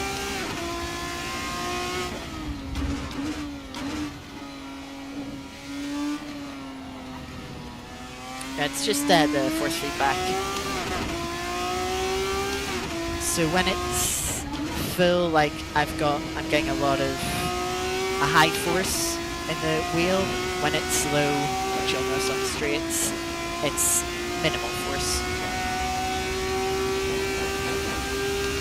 That's by the most I understand it.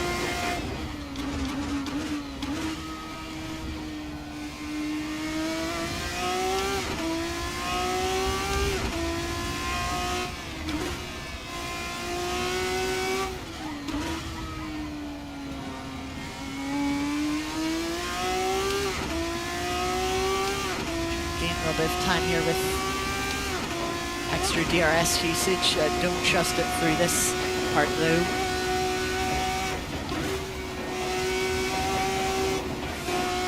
Picking up understeer there.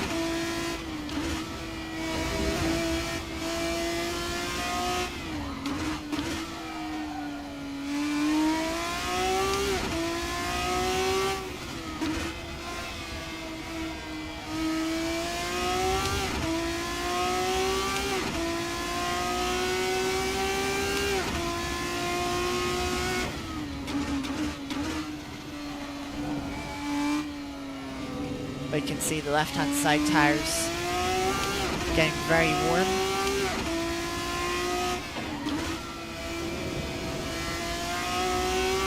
Which means we've got to be careful with them. We will slide about on them.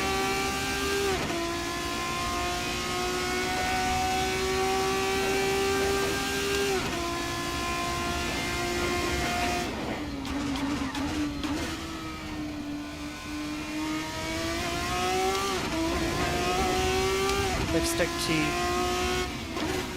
just flex our muscles here. As I say that, yes, I mean be careful with the tires. Yeah, as you see, they very quickly go. I didn't quite see. I want to.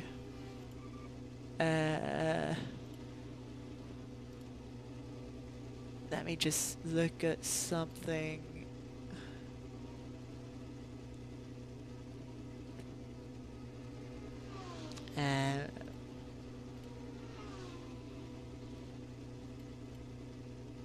That's... Okay. Okay, so tire pressures, what I want to do is take 2 clicks off these, 1 click off here. I'm going to try hards. I'm just going to try hards. I'm going short sixth gear a little bit too. 14 laps. Yeah, we'll leave it at that. But we have about 10 minutes till the race starts, so I just want to try the hard tire.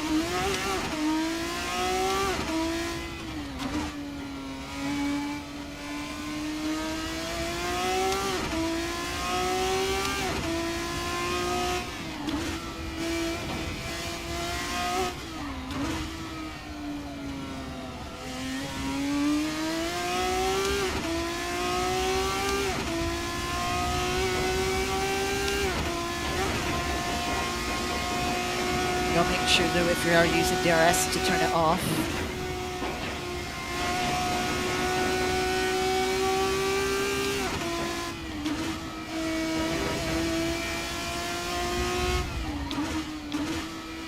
I don't think hard tires will have better performance over one lap, but I think they'll be more consistent over a race stint. Because you can, like, the hard tires are already starting to overheat themselves.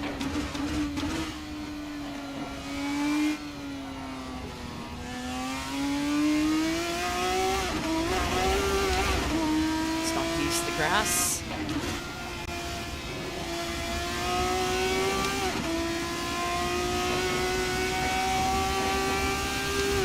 Yes, if the tires aren't overheating as much, then we'll be at less of a risk of spinning.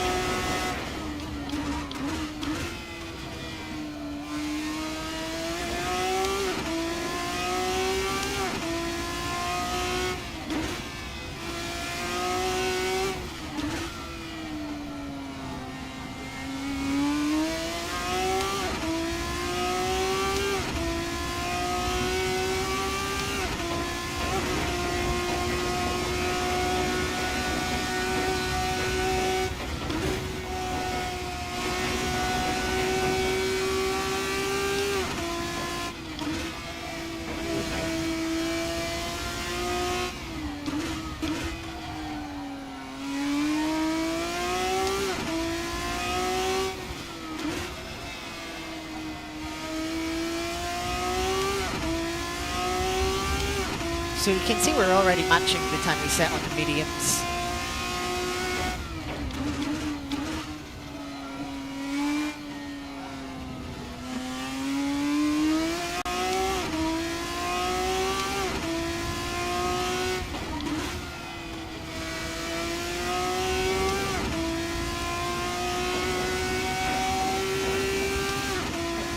And the tires are still overheating quite a bit, so I think this will be our tire of choice.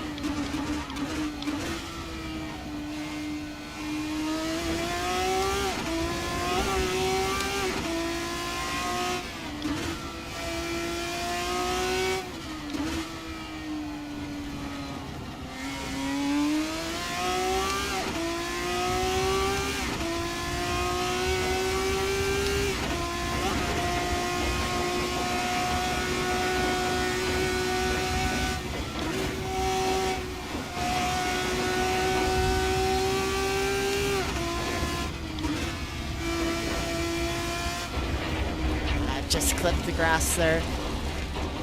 Gotta make sure we don't do that in the race. So yeah, a few mistakes there, but we'll iron them out in the race. We'll not push as much. I did accidentally hide chat.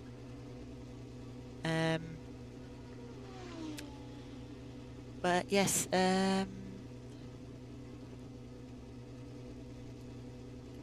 let us see how long till the race starts. 3 minutes.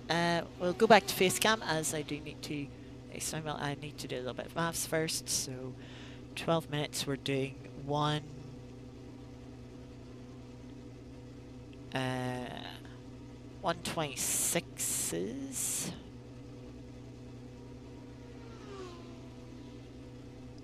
If we're doing 126s, that means. Yeah, we'll do 4 laps in qualifying.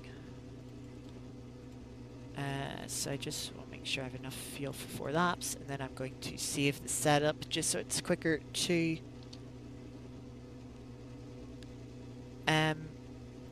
load. Yes. Right, I am going to go to the toilet real quick.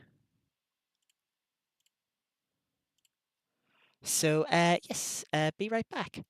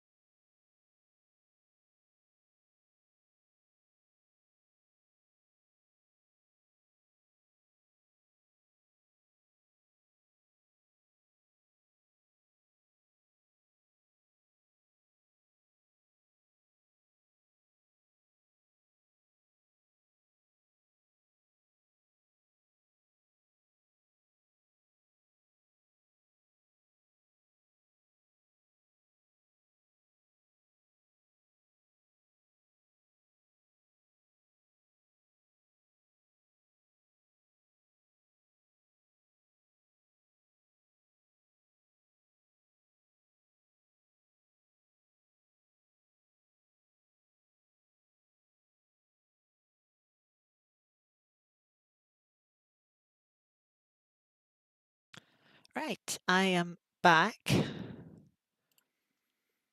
So let's see, our server should be open now. Let's go quickly press the join button.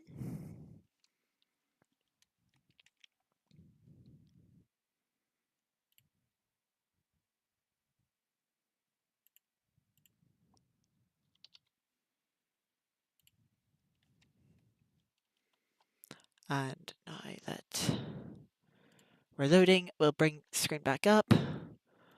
Now, qualifying session starts as soon as the server goes up, so we have to get straight into qualifying, get going straight away. Right, close that, load, okay, quite a few frame drops. Head straight out on track.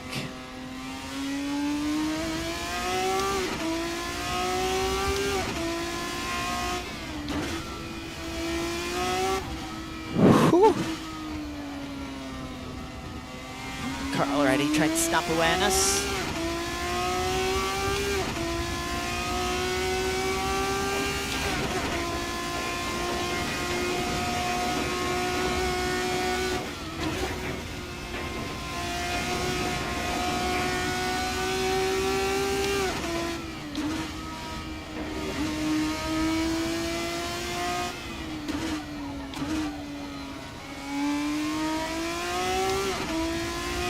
Yes, Zandvoort DD.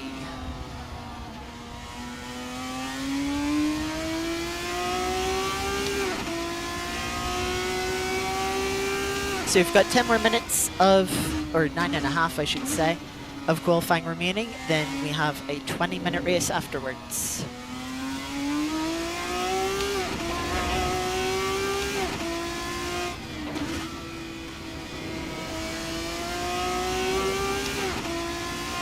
So as we head around here, we'll be starting our first qualifying lap.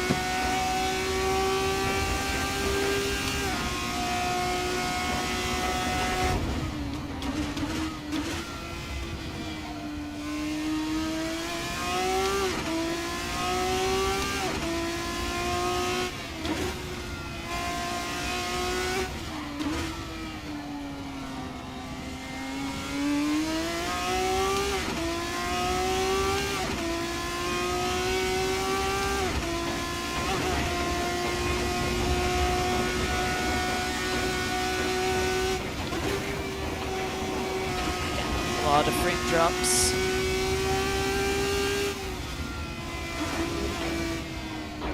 Which is annoying.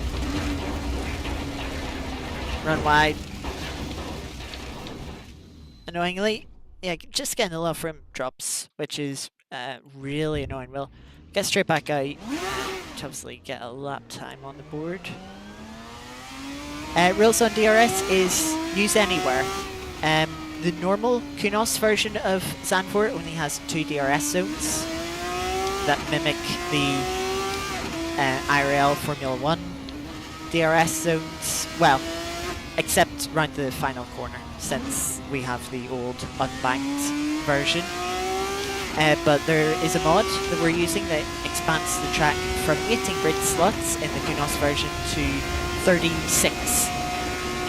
But unfortunately, it also enables DRS around the entire track, and thus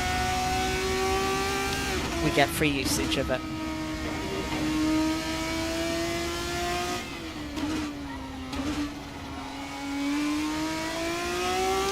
First time's coming in.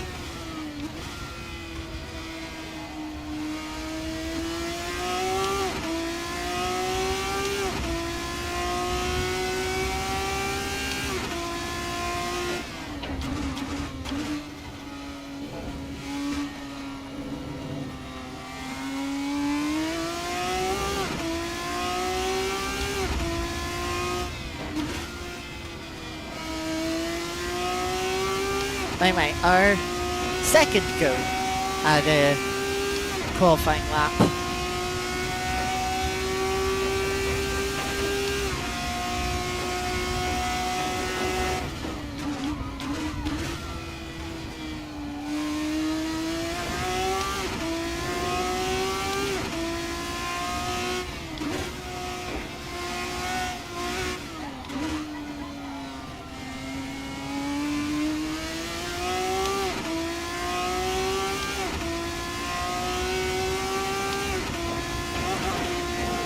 Matching our time in practice so far.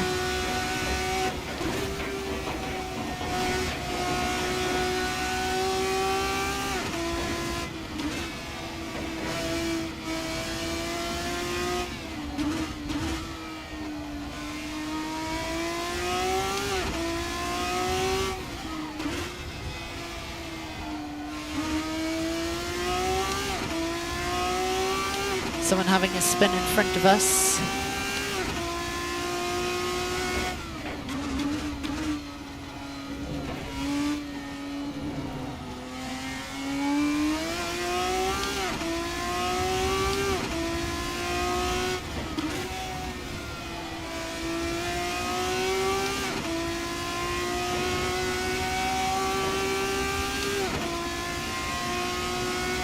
So we're going to start off with a 26.8. Current pole time's at 25.9, which is very good, so we can run a bit wide. And after that mistake, we'll take a lap to cool down our tyres, because funny enough, after a qualifying lap, they are quite hot. We're the only person trying the hard tire.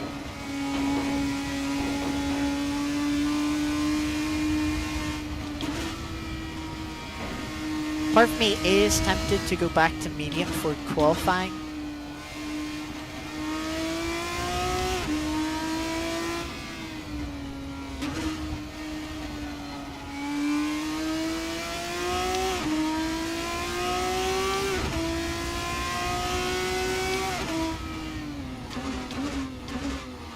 Just go let this driver through here.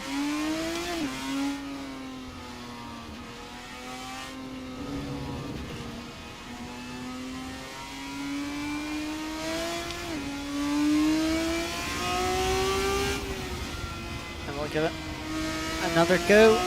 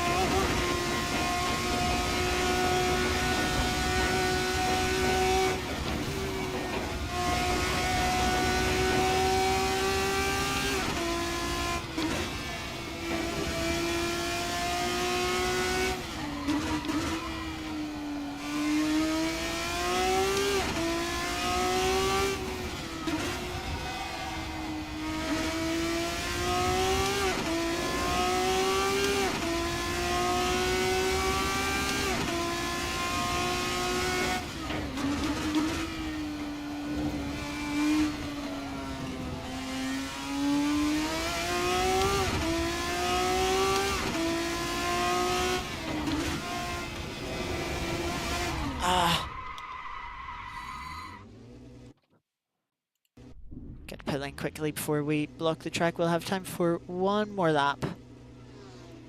I actually want to put a little bit more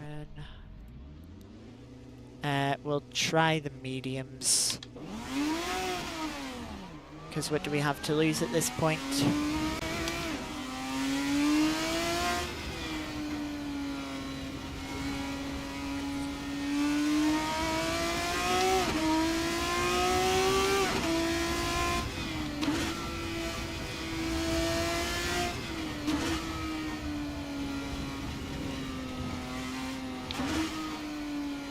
I'll let the current pole sitter past. And we'll get one more lap.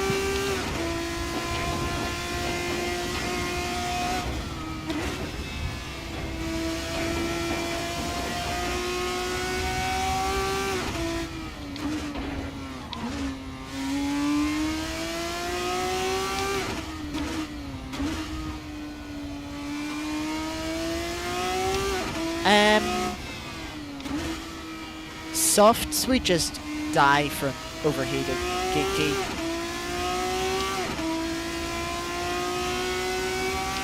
Oh. Thanks, PC.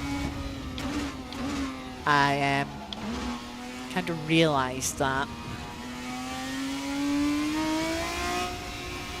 I need to click off that. We'll build a gap to the car in front. Then we'll go for our final lap.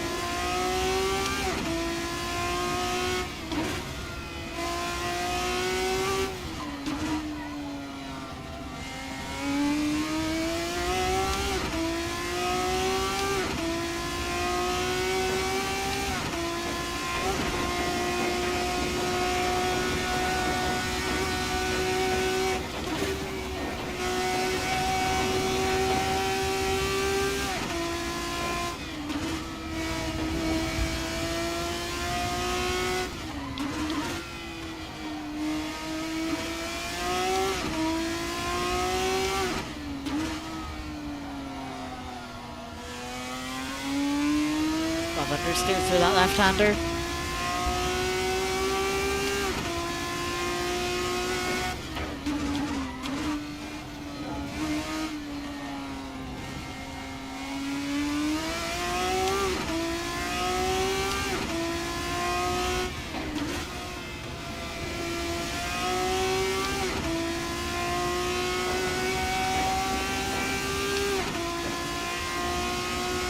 But we're up on our time, and that'll put us P4 in the end.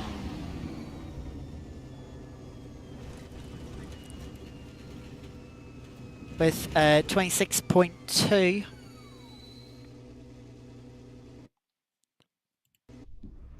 Turn pits. I need to do quick fuel calculation. So we have a 20-minute race. We'll say we're doing 126s. So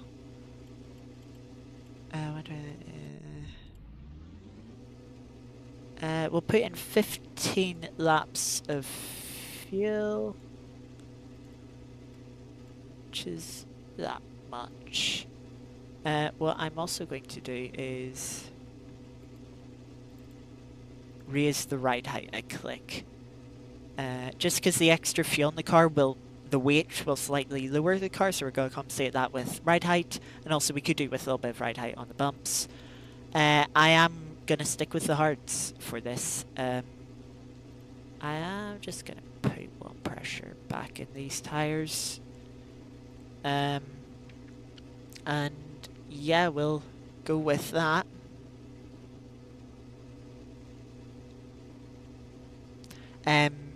But yeah, Geeky, about the soft tires. The way Formula 3 tires work is, I mean, to explain it, the way Formula 3 works IRL is, in a weekend, they will have 2 races. The races are slightly different lengths. One is 40 minutes, one is 45 minutes, so generally they only differ by 3 laps. As such, Pirelli only bring 1 compound. They'll bring like 3 tires for each driver, but it'll be of 1 compound. It'll be all of the soft, all of the medium, or all hard. They will not bring a selection of compounds. So that means all the tires have about the same tire life, but their operating window in terms of temperature and how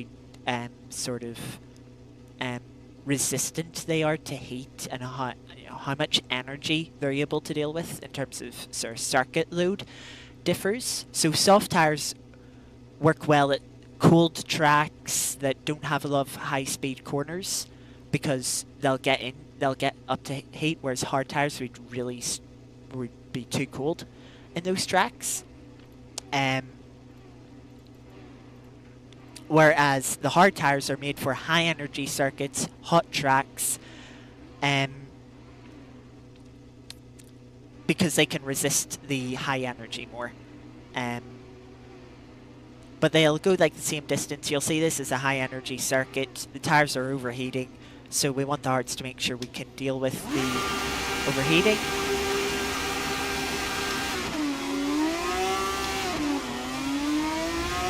It's an alright start here.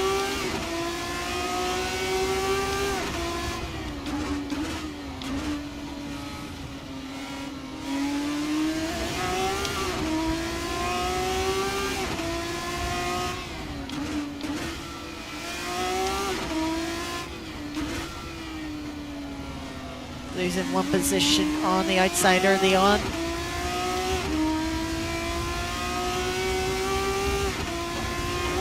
Welcome, Marty. Good to see you. We're just starting a Formula 3 race. Right, a little bit wide. Not much we can do in this section of track, though.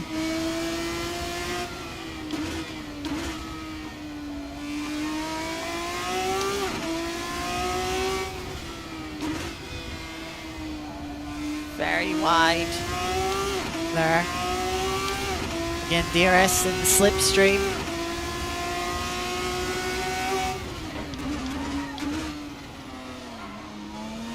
Nearly run into the back of them. Oh, just spin the rear wheels up on the curb. Luckily to get away with minimal damage.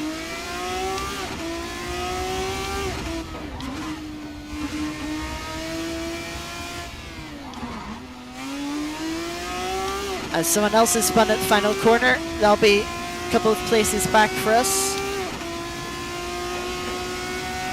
But we do have a bit of front wing damage. Finish that one in 7th place.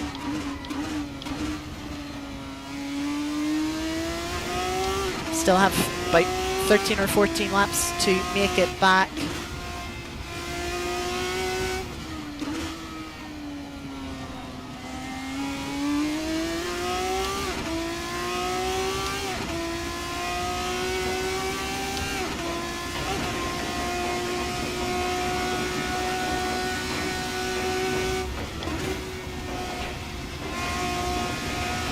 Also, all the drivers in front of us are on the are on the medium compound, so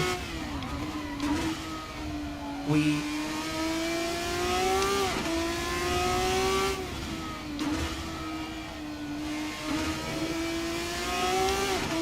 will struggle less with overheating.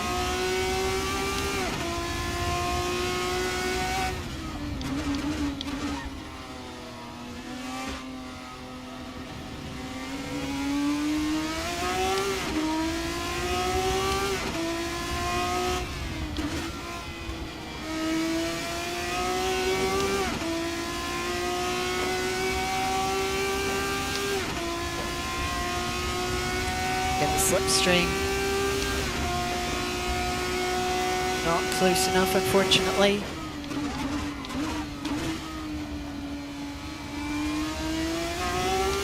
Close up a lot in the braking zone.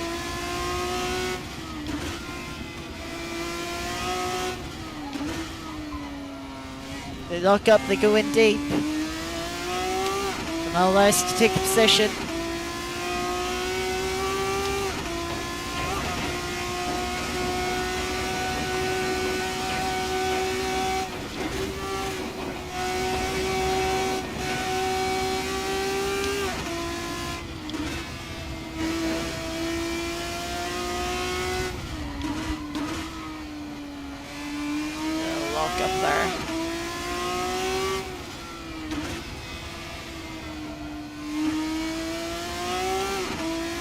Now 5.5 seconds to the car in front, which is a bit of a gap. Maybe we'll be able to chase them down. Might be difficult. Rear end kicks out over the curb.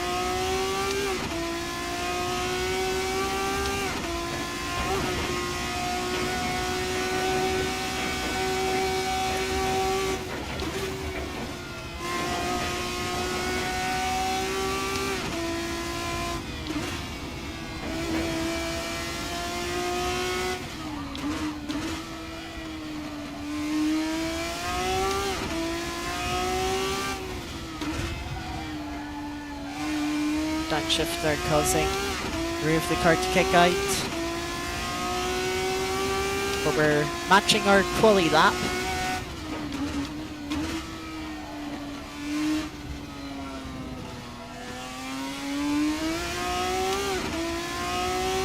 With that, we appear to be closing in the gap.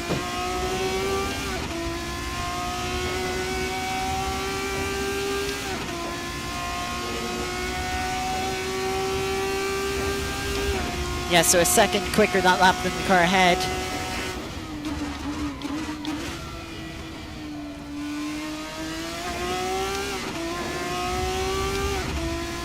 Looks like we've already got lapped cars playing a part.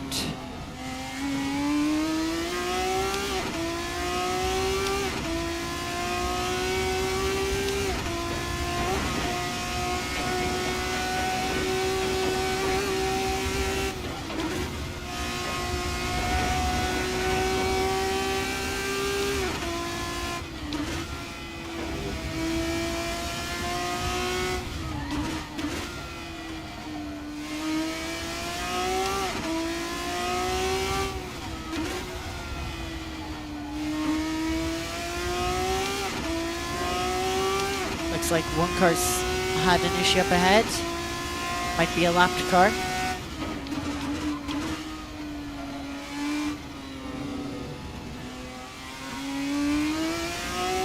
Is indeed.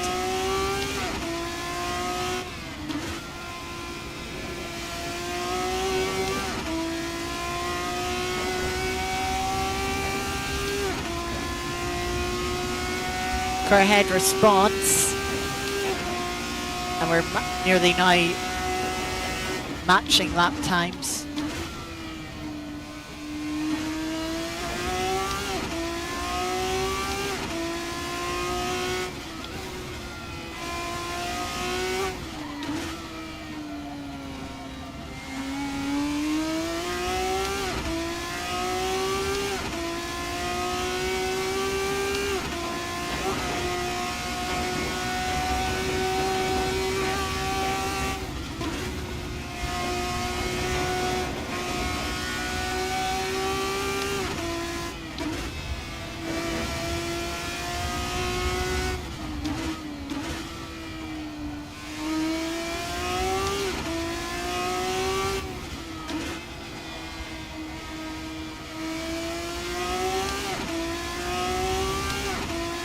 Car lets us through kindly.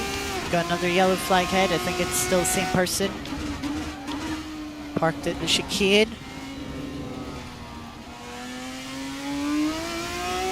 Finally they've RTG'd. These curbs are giving us a bit of a hard time with the rear end.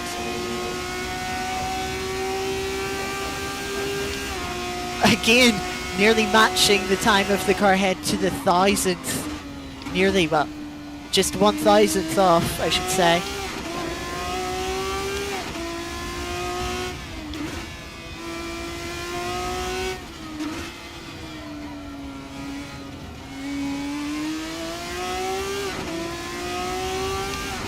Which would be nice if we were about 5 seconds closer to them. But unfortunately that is not the case.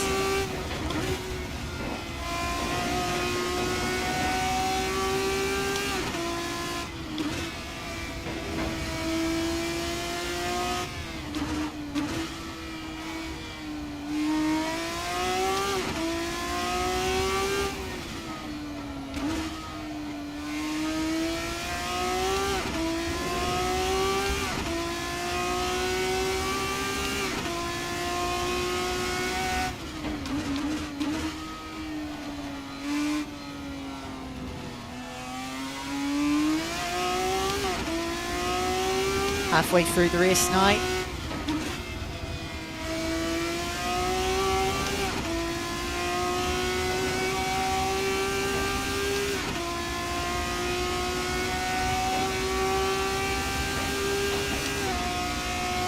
Time's still very close, only separated by 4 thousandths that last lap.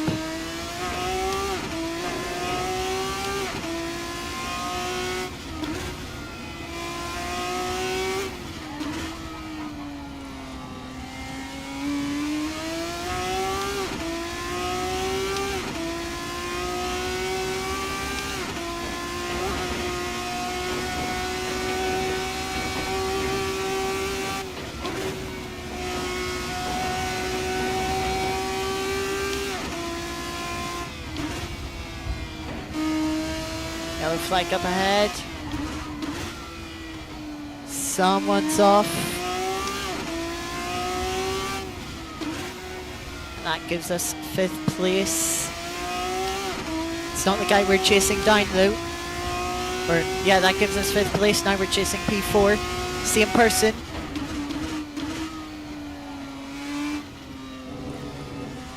For a good lap so far.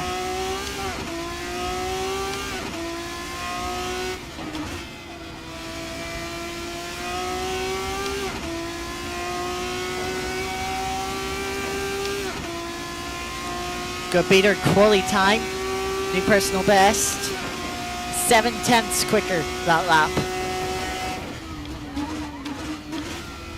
Now finally starting to close down the gap. Was it too little, too late?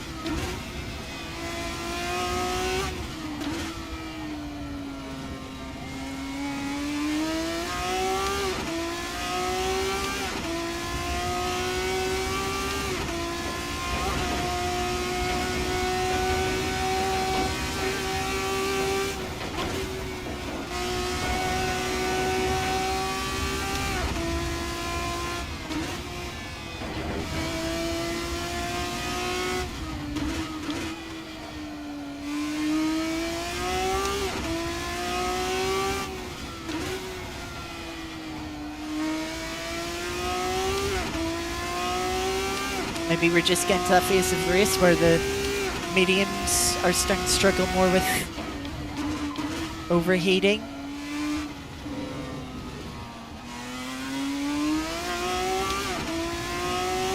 So we're going even faster this lap.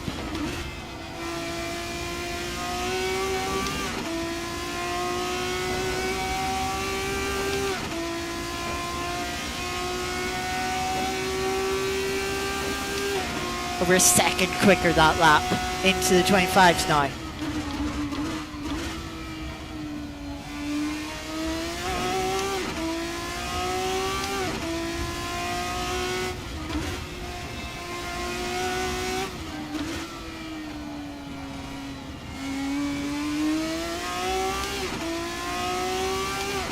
Going even faster still.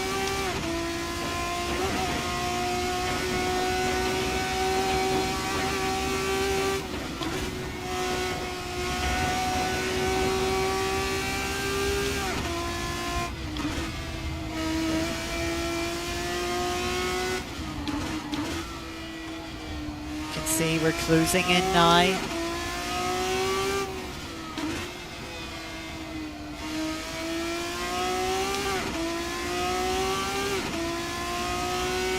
Two seconds, the gap.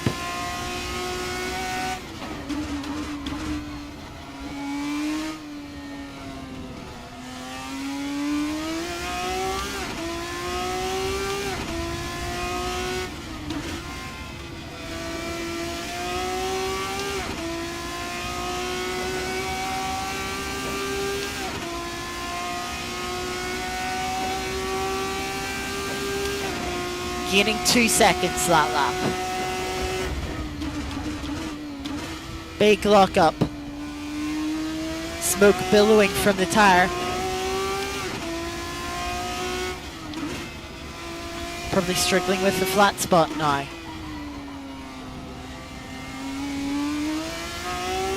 Five minutes left in the race.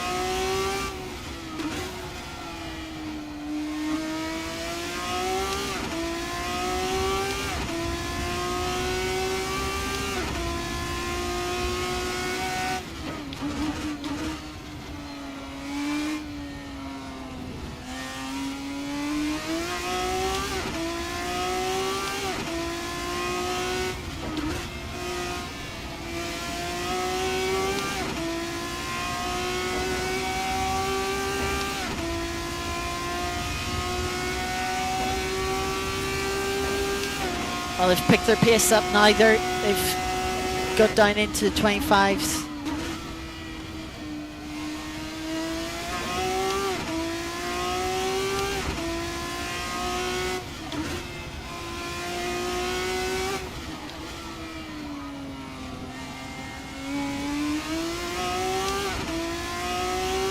I've just noticed something across the board. Our tyres are about 1 psi too high.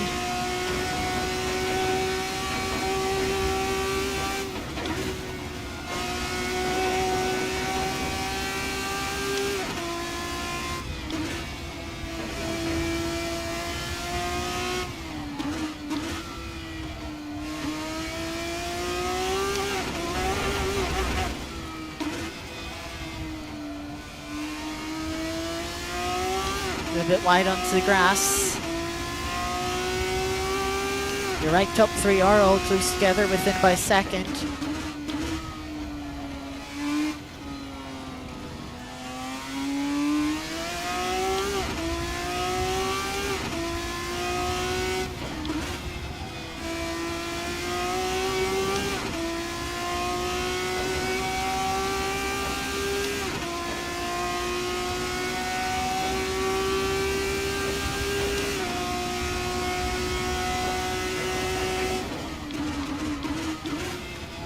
Wide into the first corner for the car in front.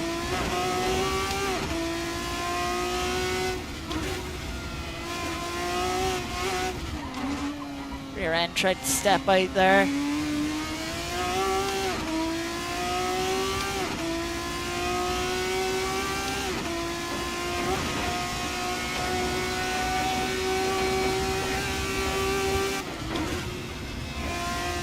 We'll probably only have one more lap after this, so time is running out. It's not looking likely, I'll be honest.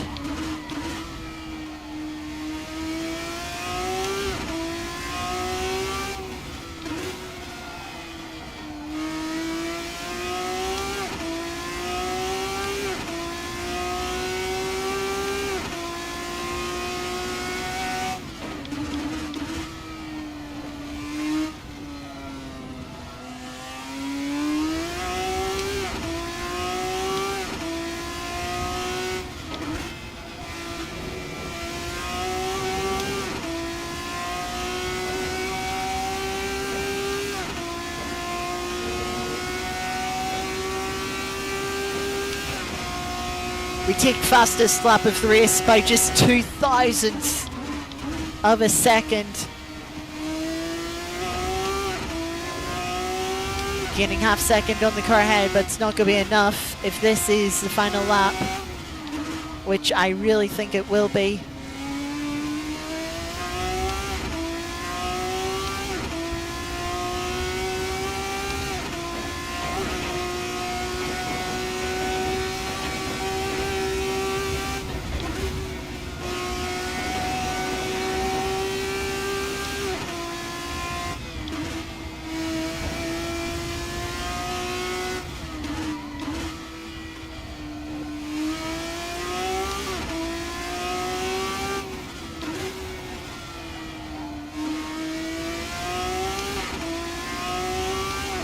We're nearly there. If only we had a few more laps.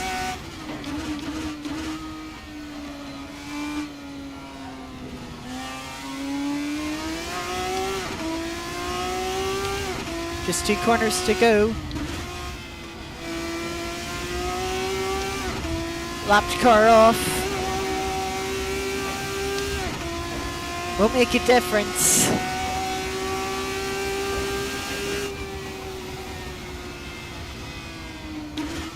That's the race. Finished just about 1 second off. Oh, that was fun. We were a little bit overfueled. So we were, but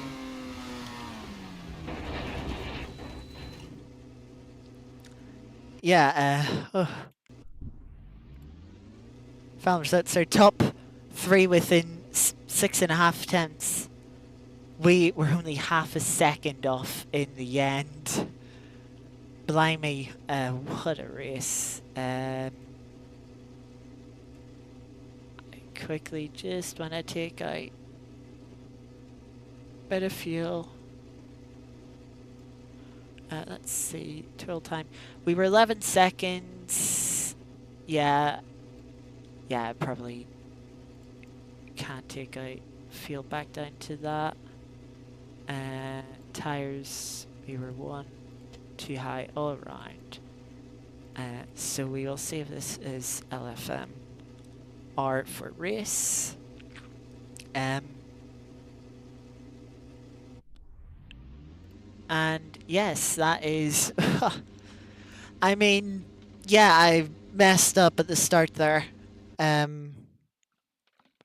my own mistake. Of course, we lost more time from having to avoid the spinning car, which at least we avoided it. Um, at least we avoided it. Um, that's the main thing.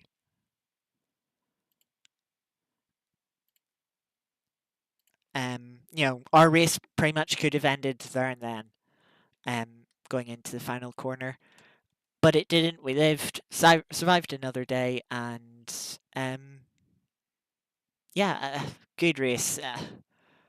It's always a little annoying to miss out, but really when a race is as good as that, you're chasing down, you're just at one with the car. You have a lot of fun, and you forget that you missed out. It's like, no, that was a lot of fun. That's so much fun. Um, yes.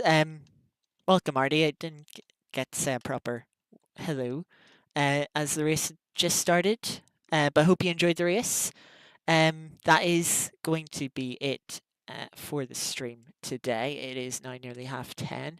Um, Tomorrow we are playing a new Portal 2 mod, as I mentioned, just came out a couple of days ago. It is called Portal Revolution. So that will start at 7 p.m. UK. On Wednesday, we have a couple of social races at the Nordschleife with MX5 Cups on Assault Corsa.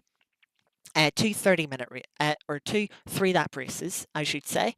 So that'll be about 25-minute races. So that starts tomorrow, that will start Wednesday at 5 minutes to 7. So a little earlier on that one.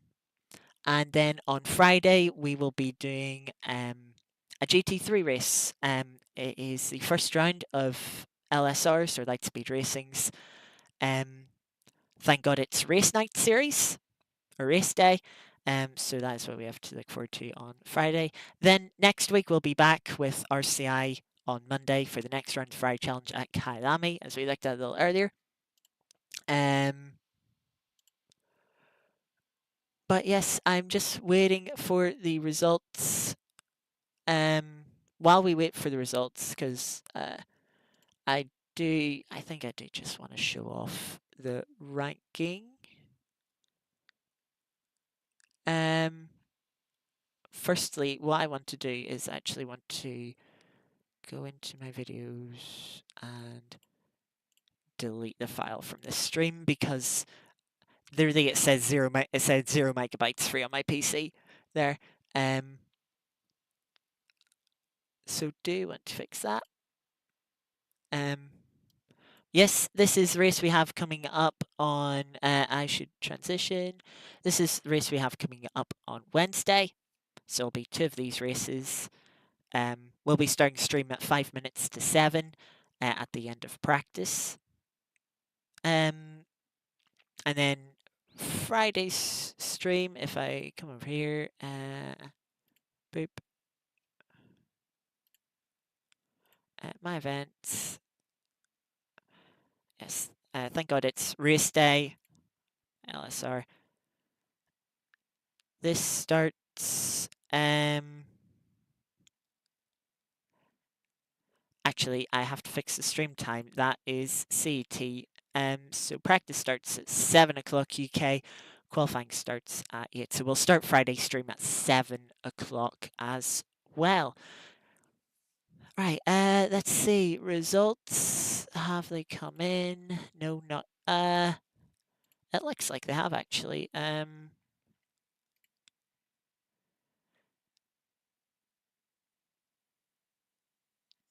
No. I'm not sure, because my safety rating has changed, but there is no race results. We'll give it another minute. But yes, this is what we have next week.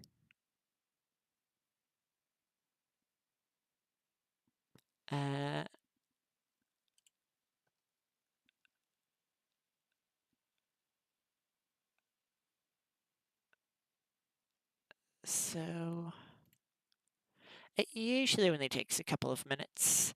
Once the server sort of gets taken down, the results get processed. It's honestly pretty quick. but of course, it's not instantly quick. We'll give a quick refresh here. No, no, just the Nordschleife races are done.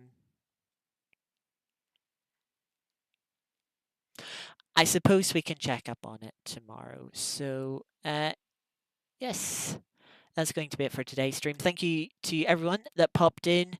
Geeky Zav, as always, very consistent in your appearances and is noticed, is appreciated.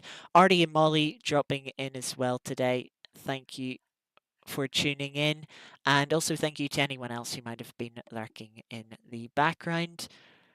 I shall see you tomorrow for Portal. Until then, enjoy the rest of your evening or day, whatever time zone is for you. And yeah, take care. Bye bye.